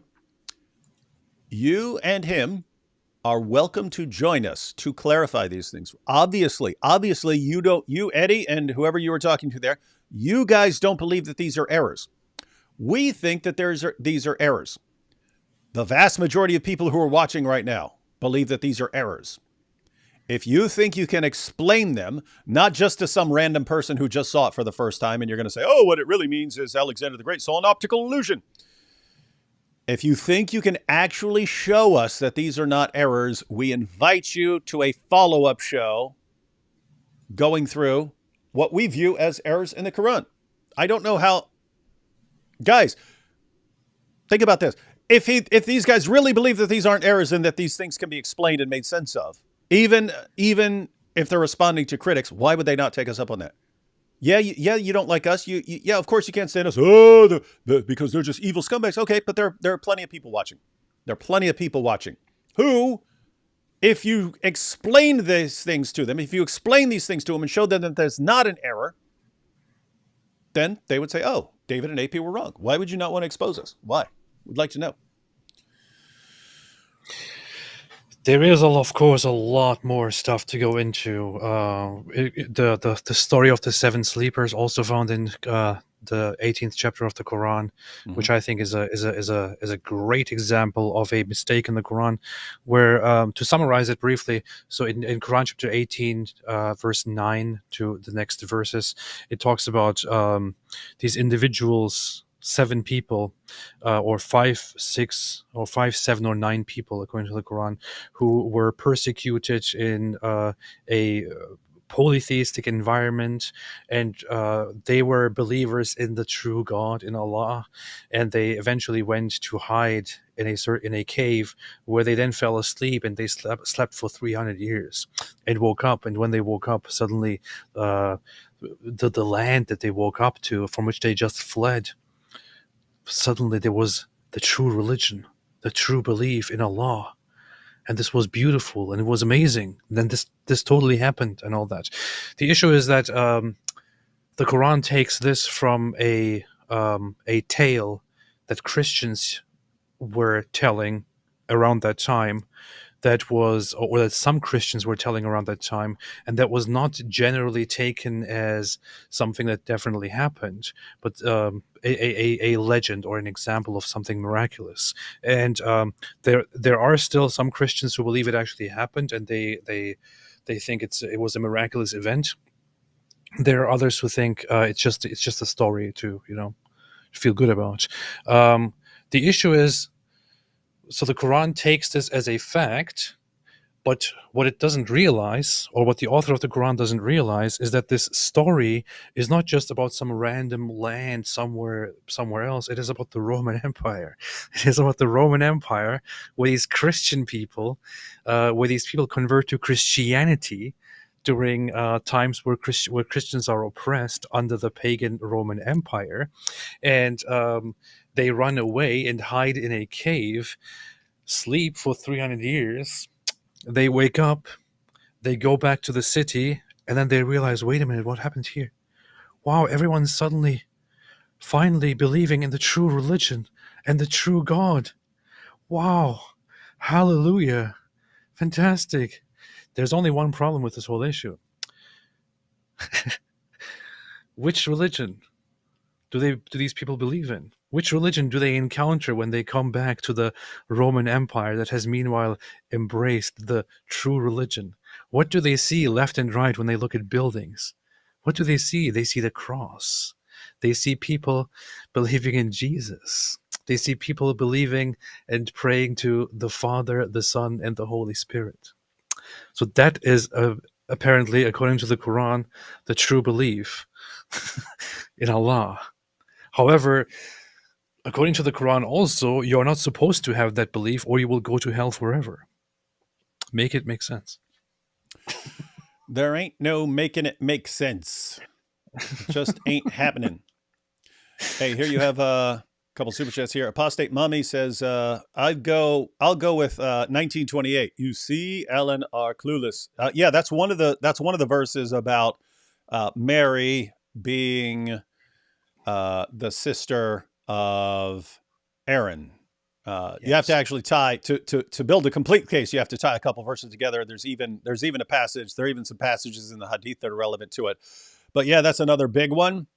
That the Quran, the author of the Quran, thinks that Mary, the mother of Jesus, and Miriam, the sister of Aaron and Moses, who are about between 13 and 15 centuries apart, are actually the same person, because in Arabic it's both Miriam, and therefore it's the same person. So, yeah, that's definitely a big one. That's one of my favorites, and I think we should actually revisit that at some point. I made 2 videos on that, very big ones, and one of them is called "One Mistake Destroys Islam," or "One Mistake Destroys the Quran," and I'm personally still very proud of that video. We should revisit that topic definitely, because it's like, I think it's firmly and very clearly an example of a mistake in the Quran, where Muslims try to present different explanations to it, including saying, oh no, when it refers to Mary as a sister of Aaron, it talks about, like family ties and being a descendant of Aaron and stuff like that. But there are just too many issues there. There are too many problems with it. while it not just calls Mary the sister of Aaron, it also describes her family and says that the father of Mary, the mother of Jesus, Imran. his name is Imran, and Imran happens to be the Arabic of Amram, Mm-hmm. which is not the father of of Mother Mary, but rather the father of who we know in the Bible is Miriam, and the father of Moses, the father of Aaron. Mm-hmm. What a coincidence! Yep. It is a huge problem. But yeah, I'm like you as far as going through that more clearly, because basically I just pulled up a couple of examples. I pulled up a couple of examples of Quran errors. But now that I'm thinking about it, because you're talking about, hey, maybe revisiting some of that stuff. Now that I'm thinking about it, because we're finding out what the new Dawa plan is. Right, with Muhammad Hijab, we're finding out what the new Dawa plan is, because their arguments that they've been using for decades have been destroyed because of us, all the people who are involved in blasting away at those arguments. They eventually get to the point where they say, we can't even defend this anymore. Anytime we bring up this argument, people blast away at it. So they have to change. They have to change their arguments. And so the question is, what arguments are they going to use if they've rejected the arguments that they've been using for decades?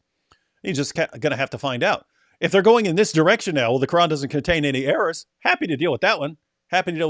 Guys, get used to playing whack-a-mole here, because they don't have any new arguments. So they recycle back to older arguments that they were using 20 years ago, when they decided that, arguments like the scientific accuracy and perfect preservation of the Quran are their strongest points and stuff. So we focused on blasting away at those until they rejected those. Now they're going back to like Muhammad's character proves that he's a true prophet, and there are no errors in the Quran. Totally fine with that, because that's fun stuff to talk about. You say, what? Muhammad's character? Well, let's look at Muhammad's character. You saying what? No errors in the Quran. Let's take a look at that. So anyway, the point is, we might need to revisit this and be kind of thorough. Do an entire live stream on scientific problems in the Quran. Do an entire program on historical problems in the Quran, or just focusing on like something specific, but going into a lot of detail and going through their possible responses and stuff like that. Indeed. I like specificity. Yep. Hey, AP, do you not accept Christianity because of the Trinity of the Father, Son, and Mary? What are you, a misogynist or something? Good point. AP is indeed a misogynist. Yeah, the Quran says very clearly that they are not gods besides Allah, because they used to eat food. Mm-hmm. Yes, powerful refutations that powerful argument. That even though AP rejected Islam, those powerful refutations have always been in his head. The reason we have no record of Jews believing that is because Muhammad set them straight, so it's not a problem anymore. Ooh. Yes, all Jews of the world said, wow, that Muhammad's got a great point. We shouldn't worship Ezra, and they stopped.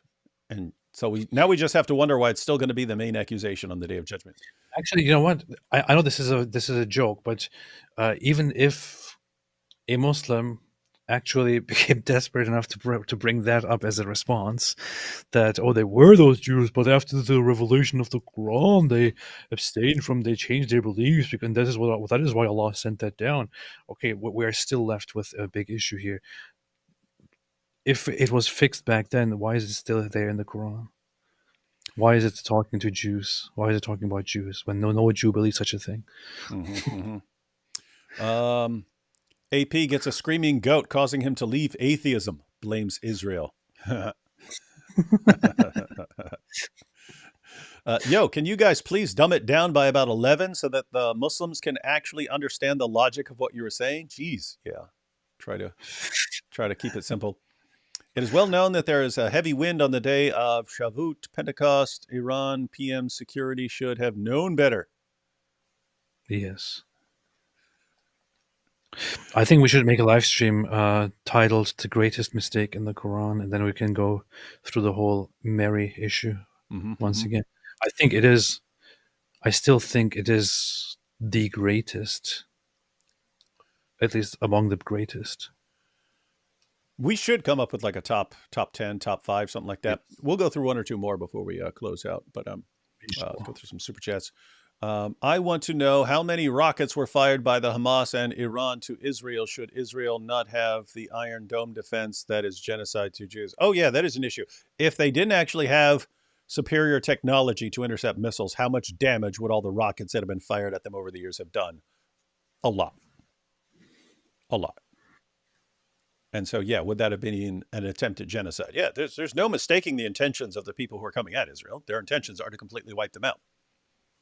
That is the thing. Like people talk so much about Israel and Israel has been genociding and stuff like that.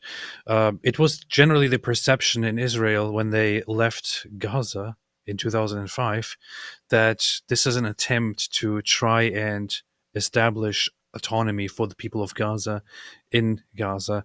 But if things go wrong and if this becomes a big problem, then something, of course, will be done. And so, of course, people expected that if it doesn't work out, and if Gaza becomes a hub for attacks on Israel, then Israel would eventually intervene. However, what happened is Hamas took over, said, "Well, no, we don't recognize any of the peace process. We reject all of this. We will fight, and we will take all of the land, and we will kill you." And Israel, instead of saying, "Oh, well, all right, well, then we're done with this project and going in," instead of that, they started building defense systems and just living with the reality of getting rockets fired at your population for 2 decades. Who actually deals with that? Who actually tolerates that kind of stuff? Indeed. Anyone with 2 brain cells that reads the Quran can see its BS. No, they see how strong it is. 933 retcons Muhammad's mission. This is huge. It does kind of retcon it as far as earlier in the Quran. It's a lot about Allah has sent different prophets into the world and given them different scriptures, and he wants it this way so that people can compete with each other in good works and so on. And Muhammad's just the guy for the Arabs and so on. And then it's, no, this is the guy who has to silence everyone for saying wrong things and so on, and silence the Jews and silence the Christians and so on. Yep, that is kind of a retcon. AP, Agnostic Prophet, you're moving up, AP. Well done. Indeed. Moving on up. What do you think about the song "I Want It That Way"? I want it that way. That song? Yeah. I don't know. I don't. Not my kind of music. I don't even know how I know that. Is that in a movie or something? I don't know. It's the Backstreet Boys. Backstreet Boys. I knew it was one of those boy bands. Either them or NSYNC. I can't tell the difference between them. NSYNC always makes me think of Eminem because he had a big problem with them for some reason. Oh, did he? Oh, that's funny. Yeah, he mentioned them in his songs sometimes to mock them and insult them. Oh, that's funny. Yeah, it's funny. He always made fun of Will Smith, like just random, just attacking. That's funny at the beginning of that video when he has to make an excuse for what he was doing instead of setting fire to that lady's house. Well, I was in my room listening to my Will Smith CD. That's what you do if you want to be a good guy. Yeah, that was in the Forgot About Dre music video. That's right. Yeah. We decide what is truth. Only Quran tells truth. And how can you tell us Jews don't believe Ezra is the son of God? Indeed, that would be the response. Jimmy the Jew from Philly. There is nothing in our services focusing on Ezra unless it's the Haftarah Parshat of the week. We also haven't focused on the Eschaton since 200 AD. Yeah, everywhere I go, I can't find anyone who has any clue what the Quran is talking about with Ezra. The most common response we get is, the only thing I know about Ezra is I have a cousin named Ezra or an uncle named Ezra or a grandfather named Ezra or something like that. It's just funny because we were told that would be the response, and that's the response we keep hearing from actual Jews. We're just like, what? You mean like my grandpa Ezra?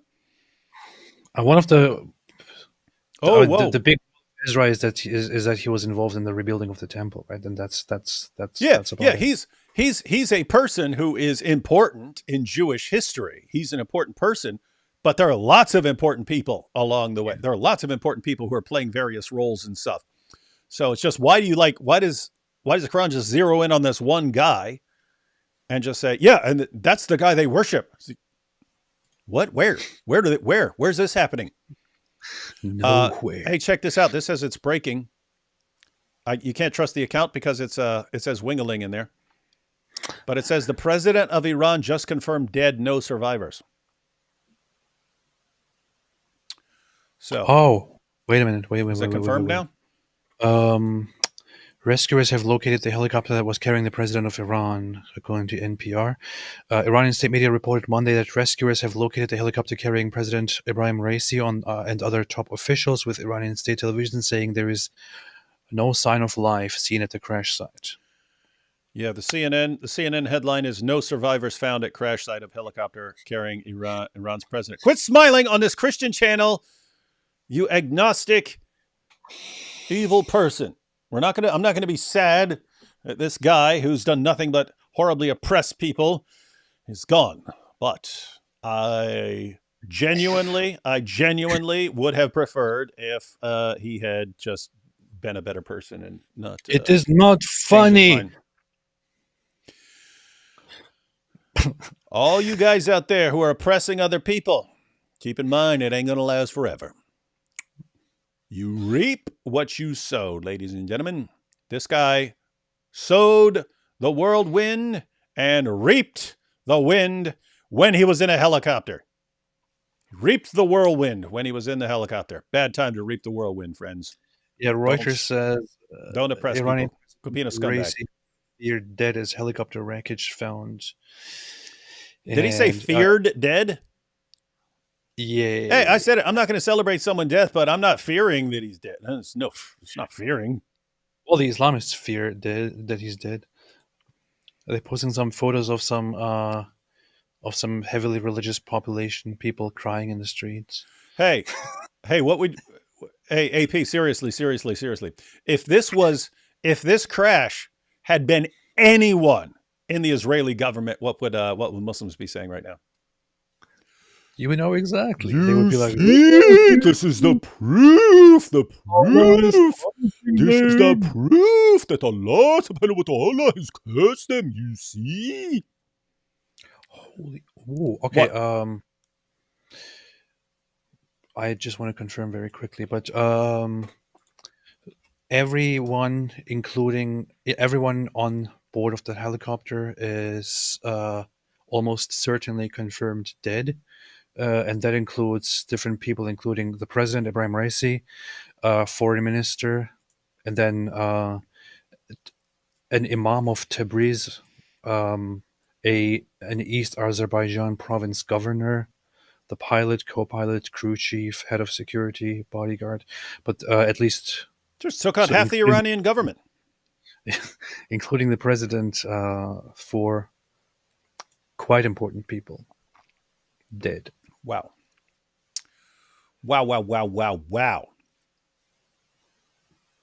Stop it right now. What? Because we're sitting here talking about death, and here you are acting like Ali Dawa. And we're proud of that. No. What's wrong with you? This is not funny.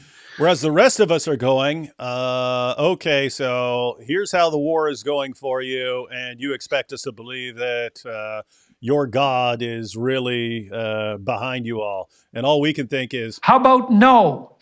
I don't buy your Ella. Yeah, something like that. Yeah, okay. Confirmed dead. All passengers of the helicopter confirmed dead now. Wow. Iran's reported that no life found. Helicopter wreckage has been recovered, completely burned. No survivors. That's funny. Eli Copter strikes again. Eli Copter did it.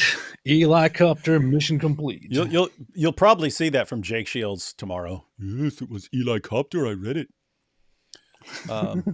I'm surprised Mo didn't put a clause in there that reading the Quran to find errors in is an unforgivable sin, just to scare people from reading into it. That sounds like something that would have been a revelation for Muhammad.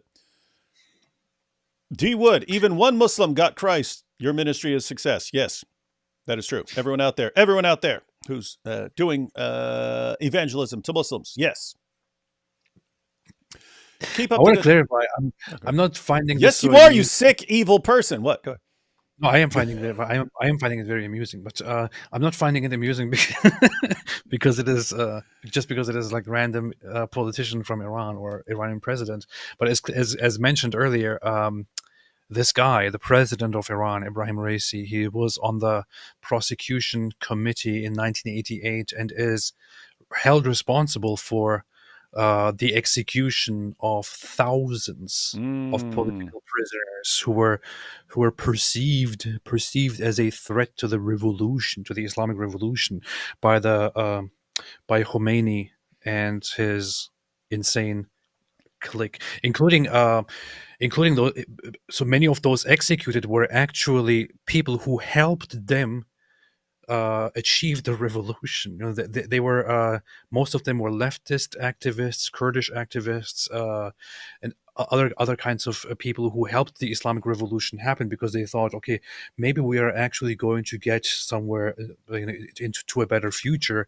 But of course, the Islamists betrayed them and started persecuting them and jailing them, locking them up, and actually executing them. And they executed thousands of them as being a threat to the Islamic regime. And this guy is a key figure in that. So this guy has lots of blood on his hands, and he was set to possibly become the next supreme leader. So I'm definitely not sad. The more I find out about this guy, the more I don't like him. Mm-hmm. Keep up the good fight, David and Ridvan. All of our descendants' futures depend on people like you. That is a good application of that passage that the Quran stole from the Talmud about if you kill one person, it's as if you've killed all mankind because you're killing all his descendants. But if you actually help someone and rescue people from false teachings of stupid fake prophets and so on, you're also helping future generations of that person's descendants, breaking the curse. We are the curse breakers, ladies and gentlemen. We will break these curses that Islam has brought upon people. Tarun says, you guys should watch Sham Sharma's video on Jawaharlal Nehru. That's a former prime minister of India. You will understand the truth about that man and MK Gandhi and why Indians today hate them. I can almost guarantee you, Tarun, that I'm not going... It's not a topic. I don't even know what you're talking about, Mr. Not a Ted. topic we're terribly interested in.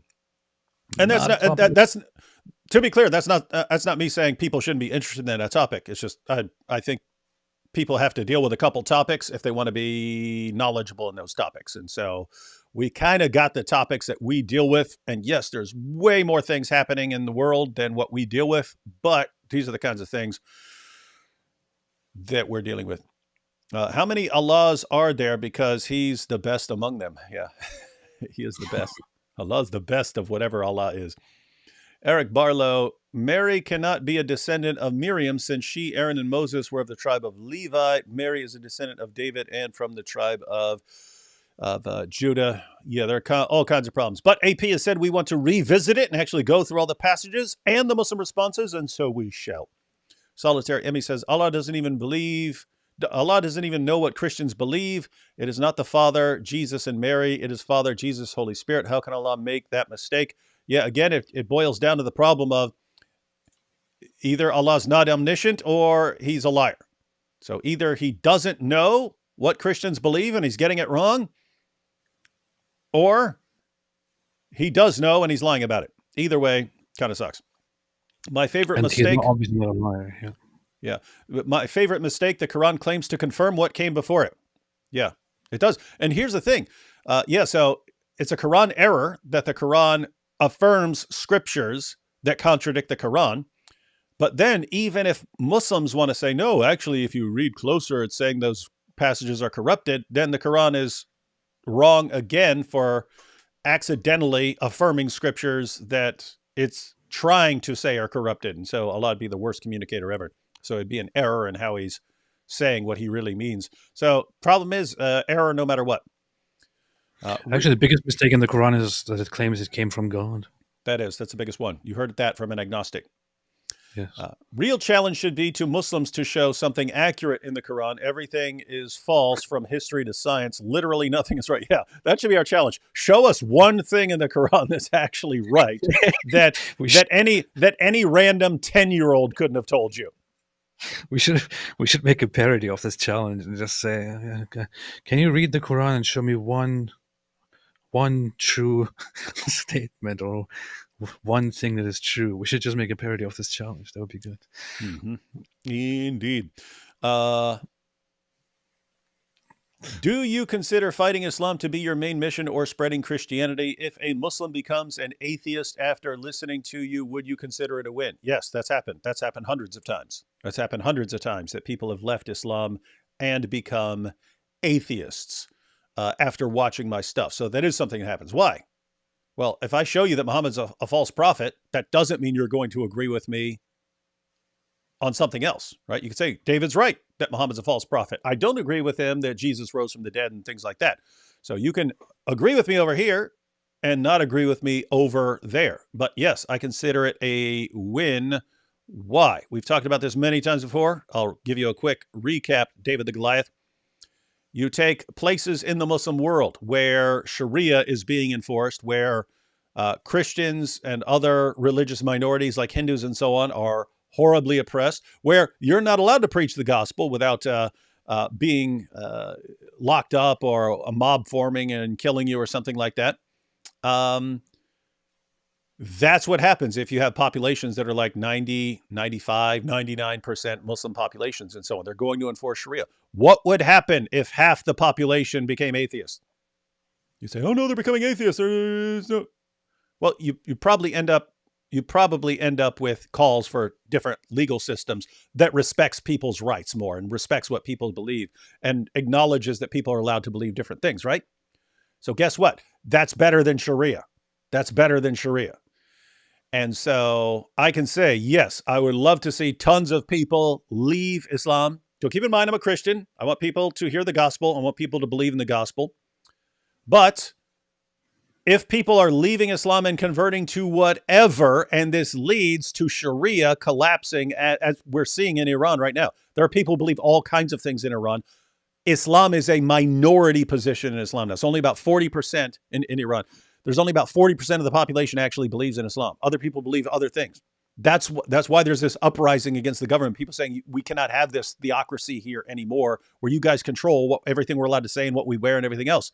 It's a population that's saying most of us don't even believe that. You need to change the rules here. Guess what? That's good for the future of Iran. That's good for the future of Iran. There might be a long, painful, bloody process, but that is good for the future of Islam. So yes, I consider it a win if people in Muslim countries leave Islam and become anything. Because I'd like to see Sharia collapse. What if they become Scientologists? Well, that would be the best of the best. Do Muslims not understand? What if they join a cult like Jim Jones? Oh yeah, that would suck. Do Muslims not understand the trouble Islam is in? Apostasy is through the roof. The holy side of Islam is modernizing. Saudi, Muslim countries looking super weak. Iran, Palestine, the internet circulating their dirty secrets. Yep, we know it. That's why they're in panic mode. That's why they're thumping. Did you say this converting to Islam? Yeah.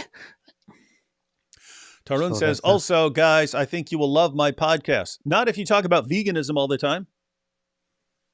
Yeah, who cares about veganism? Yeah, we don't care about that stuff. Solitary image. With that, Tarun, we're glad you're here. It's just, I don't know if people are interested in different things. AP, whatever place the Iran president and evil people, jihadi, go is a place I don't want to be in, and Jesus is the only one who can keep us from there. Alhamdulillah. You heard it here, AP. Do you want to be with that Iranian president, AP? Do you want to spend eternity clinging to the hair on his filthy back? For different reasons, maybe, yeah, but actually, no, not really. Stephen says, hey, AP, what is your opinion on seeing the historical proof of the events, especially the book of Acts in the New Testament, the Old Testament history books lining up with Jewish and Christian history? What's your opinion on seeing the historical proof of the events, especially the book? That's not something you've actually studied, right? Like there are people who go through and write books on going through the details in like the book of Acts and saying, whoa, and actually it was this leader here and it was that leader there. So, yeah, no, I haven't I haven't ever really looked into or properly studied that. Oh, hey, here's a good point. Nathaniel says Armin Navabi's next show will be awesome. Yes, it will be. Guys, I know. I texted him earlier this morning, and he was very happy about what was going on, and he was sharing with me stuff that Iranians are doing, like celebrating and fireworks and memes and things like that. Yeah, Armin, I'm sure you got everything covered if you're doing a show, but you've been asking us to come on your show. Happy to come on and talk about this. What Armin actually wants to talk about is what we're just dealing with. Like, hey, can people from different backgrounds all agree and get along as far as dealing with Islam? So we wanted us on because of that. So yeah, Armin, we know you're fine in going over this stuff, but if you wanted to come over on one of our channels or you wanted us over there to talk about this stuff, happy to join you because these are going to be some interesting times. But yes, guys, Armin he's the best channel I can think of for dealing with the Iran stuff. So you definitely want to be following Armin's stuff there. And yeah, it's going to be like Atheist Republic. So, but David, that's an atheist. Yeah, guess what? Christians, atheists, Jews, Hindus, we can all agree. We can all agree that we don't want this person executed for wearing the wrong stuff, or that we don't agree that this guy should die because he hurt the feelings of some Ayatollah or something like that. We can all be on the same page on some of this stuff. So, yep. If somebody dies, it should be because somebody else needs food desperately. Exactly. Wait, am I wrong, or was Muhammad Hijab's interview with that Pearl woman so horrible that you couldn't even finish it? They beat you? It was pretty bad. It was pretty bad. It was pretty terrible. It was pretty disgusting. But I also just decided, okay, I think we're done with this because we covered pretty much everything, and I didn't think that there was. Yeah, you get to the point where you don't think anything is coming up that's going to add anything to the conversation. Yeah, that happens. One thing that I do want to go into is Daniel Kikachu was invited by Kim Iverson, who is really not dumb. Best personality. Really dumb. I think I've seen some tweets where she sounded really dumb.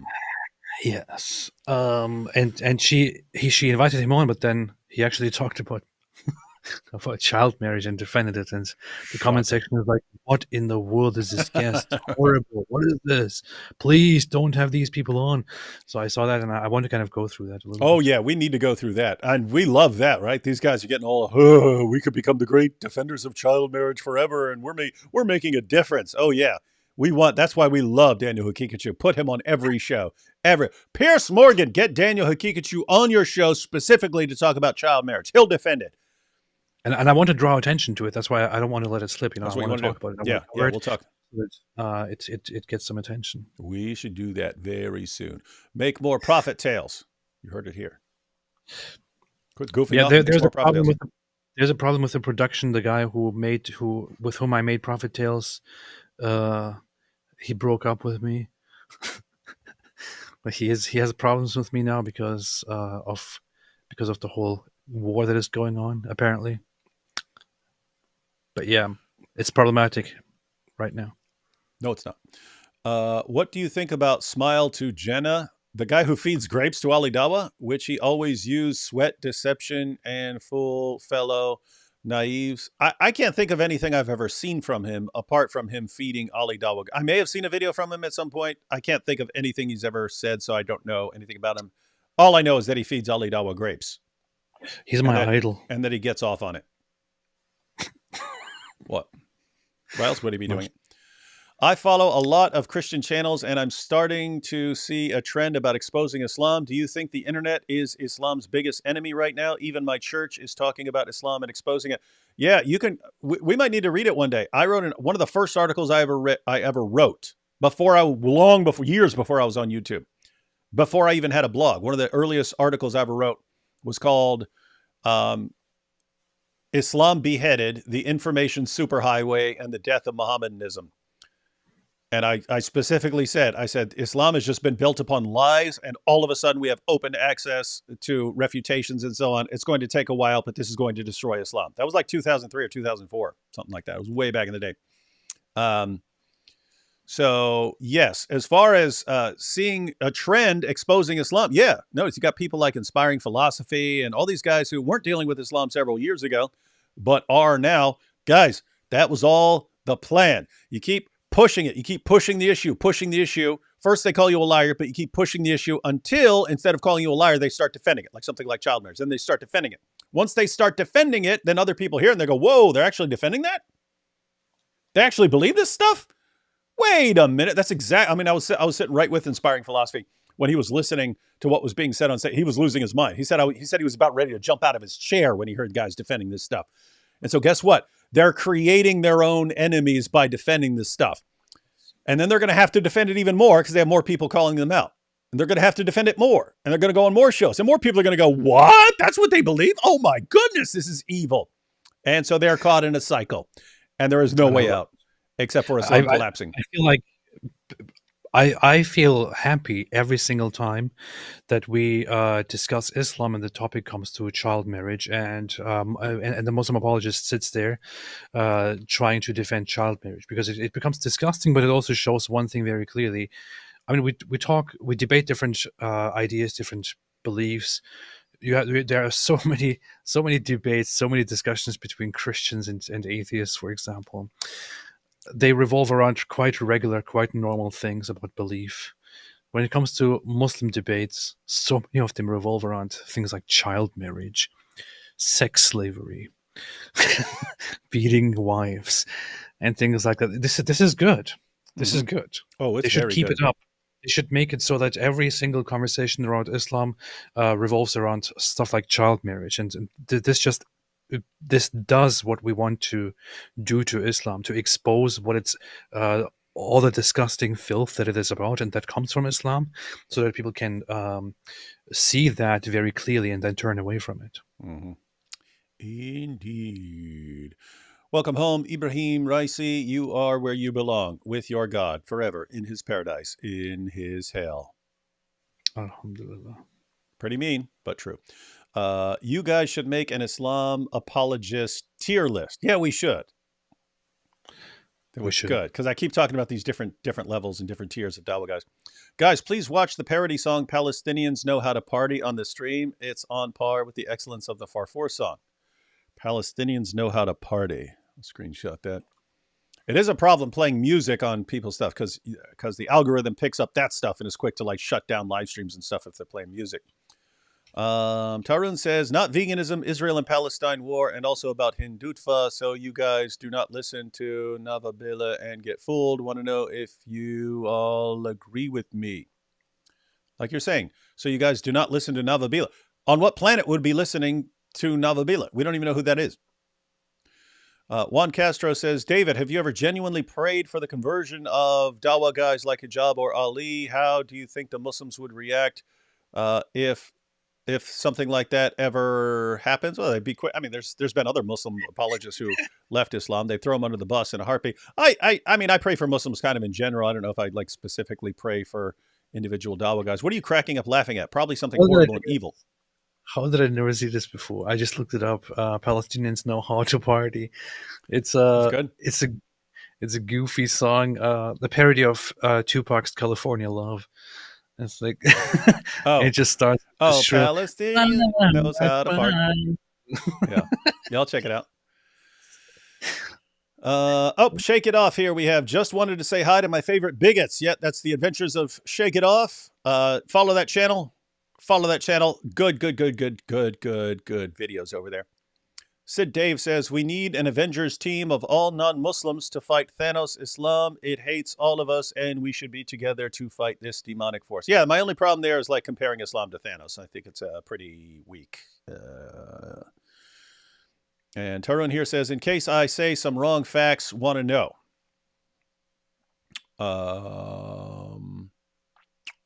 We're not fact checkers, Tarun. But if anyone here wants to check out Tarun's stuff and let him know if he's saying anything wrong, that's there. All right. This is tedious. You have to look. I will check it out. All right. One more quick Quran error because we have to go ahead and close out. We've been going a long time. One more, but I don't want to close out without going because I said we'd cover more. So I'll just pick one more What should I cover? What should I cover? Let me pick a fun one. Oh, here we go. Here's a fun one. Stars. There's a bunch of these passages, ladies and gentlemen. There's actually two passages. So there's a passage from Surah 37, passage from Surah 67, verse 5. This is Allah, starting in verse 6. Surely we have adorned the nearest heaven with an adornment, the stars. And there is a safeguard against every... So what's this about? We have adorned the nearest heaven with an adornment, the stars. There are 7 heavens, keep in mind. And of course, the lowest heaven contains all the stars. And there is a safeguard against every rebellious shaitan. So these are demons. They cannot listen to the exalted assembly, and they are thrown at from every side, being driven off, and for them is a perpetual chastisement. Except him who snatches off but once, then there follows him a brightly shining flame. There follows a demon, a jinn, who steals something. There follows him a brightly shining flame. So guys, look at this. So nearest and we'll go and read 67:5, last one there. And certainly we have adorned this lower heaven with lamps, that's the stars, and we have made these, the stars, missiles for the shaitans, the demons, and we have prepared for them the chastisement of burning. Okay, guys. Are you listening to the song and laughing, AP? Are you laughing about stars being missiles? No, I'm laughing at. I'm looking at tweets, and I saw a video that says exclusive footage of Mossad agent Eli Copter training for his mission. It's just some religious Jewish guy sitting there. That's funny.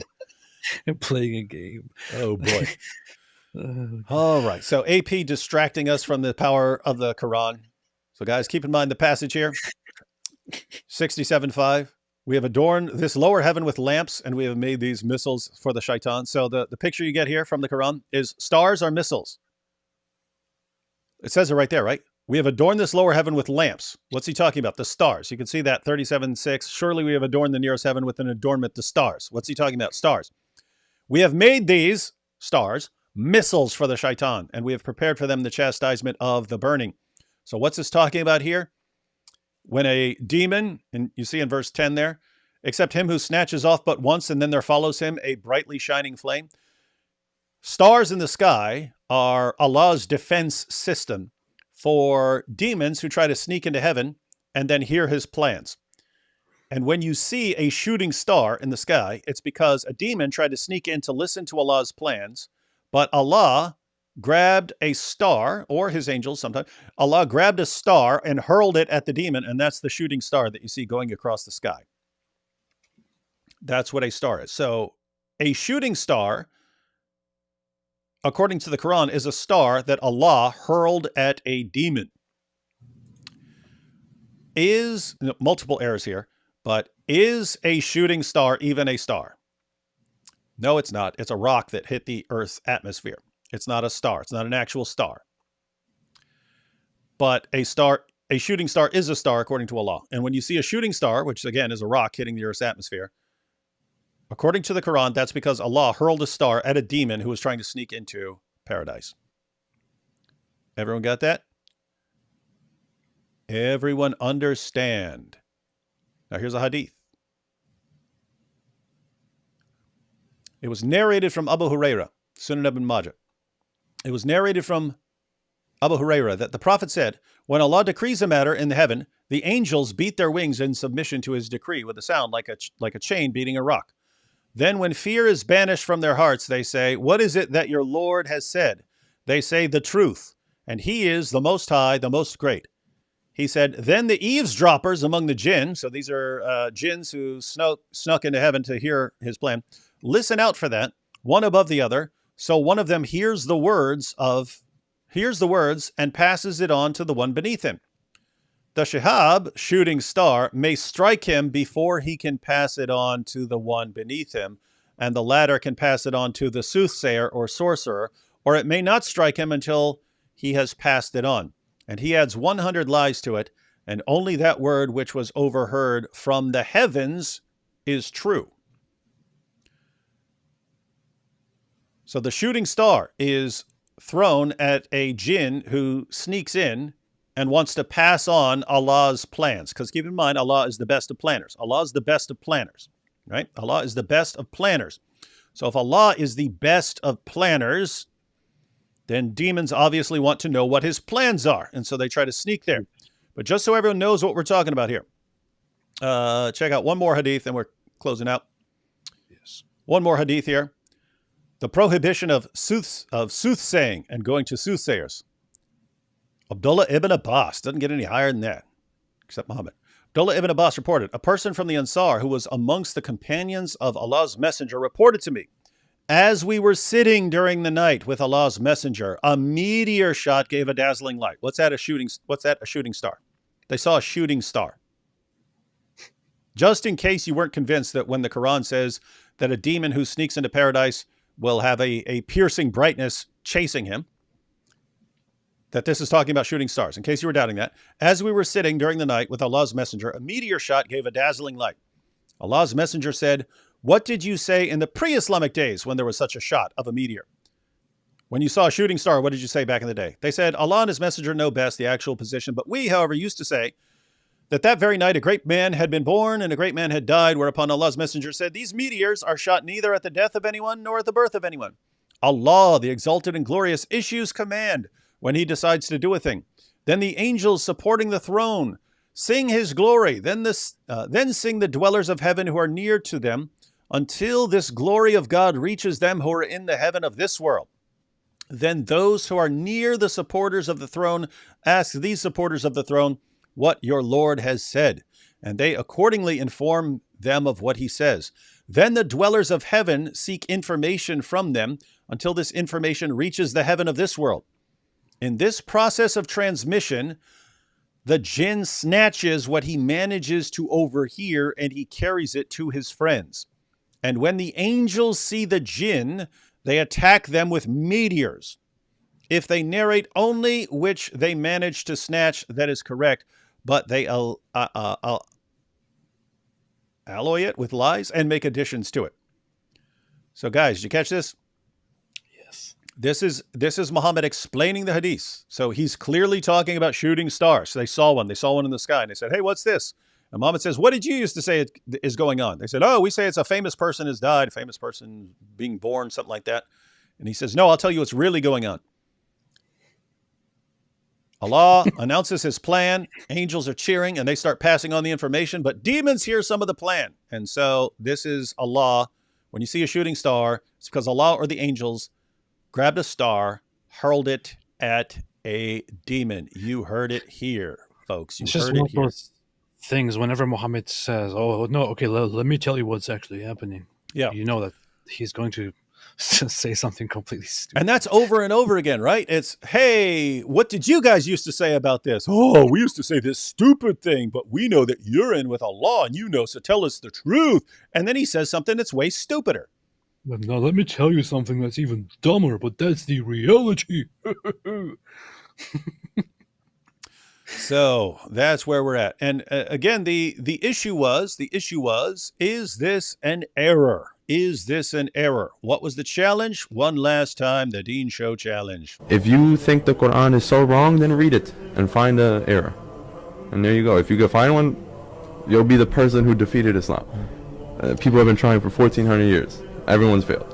So if you think you're the guy who could do that, you're the woman who could do that, then try it. We've done it. We've done it, son. We've done it right here. Yeah, given this last example we just went through. According to the Quran, stars are missiles that Allah uses to shoot at demons when they try to sneak into heaven and hear his plans. Deen Show, do you agree with that? Do you believe that when you see a shooting star in the sky, that that's an actual star that was hurled at a jinn because that jinn heard Allah's plans, and this jinn is running really fast, but Allah or the angel, they hurled that thing even faster, but that jinn is rushing really quick, like so he can go and share the secret information with the soothsayers. Is that what happens?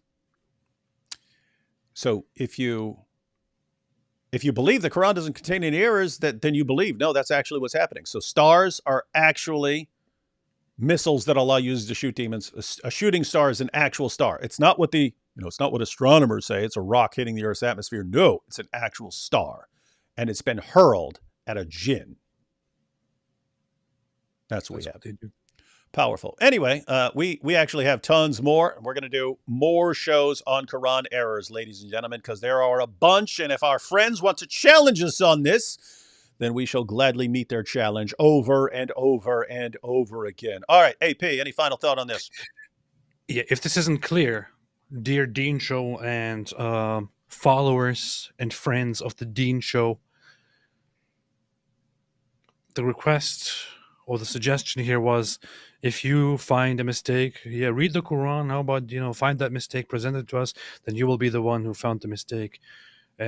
So by that requirement, we are the ones who found the mistake and who destroyed hereby Islam. So these are clear mistakes. We hereby clearly and definitely with certainty assert that we have presented multiple mistakes, very obvious falsehoods in the Quran. And this proves that the Quran is false by the Quran's own standards and by your standards. Not just by ours, but by your standards and by the Quran standards. That proves that the Quran is wrong and that Islam is false. And people should see this. A lot of people are witnessing this. A lot of people already know this. A lot of people are finding out about this, and know now that there are most definitely faults, most definitely mistakes in the Quran. They take this away and they do conclude that Islam is therefore false. So you guys made an assertion and made this challenged people to find mistakes. We have those mistakes right here.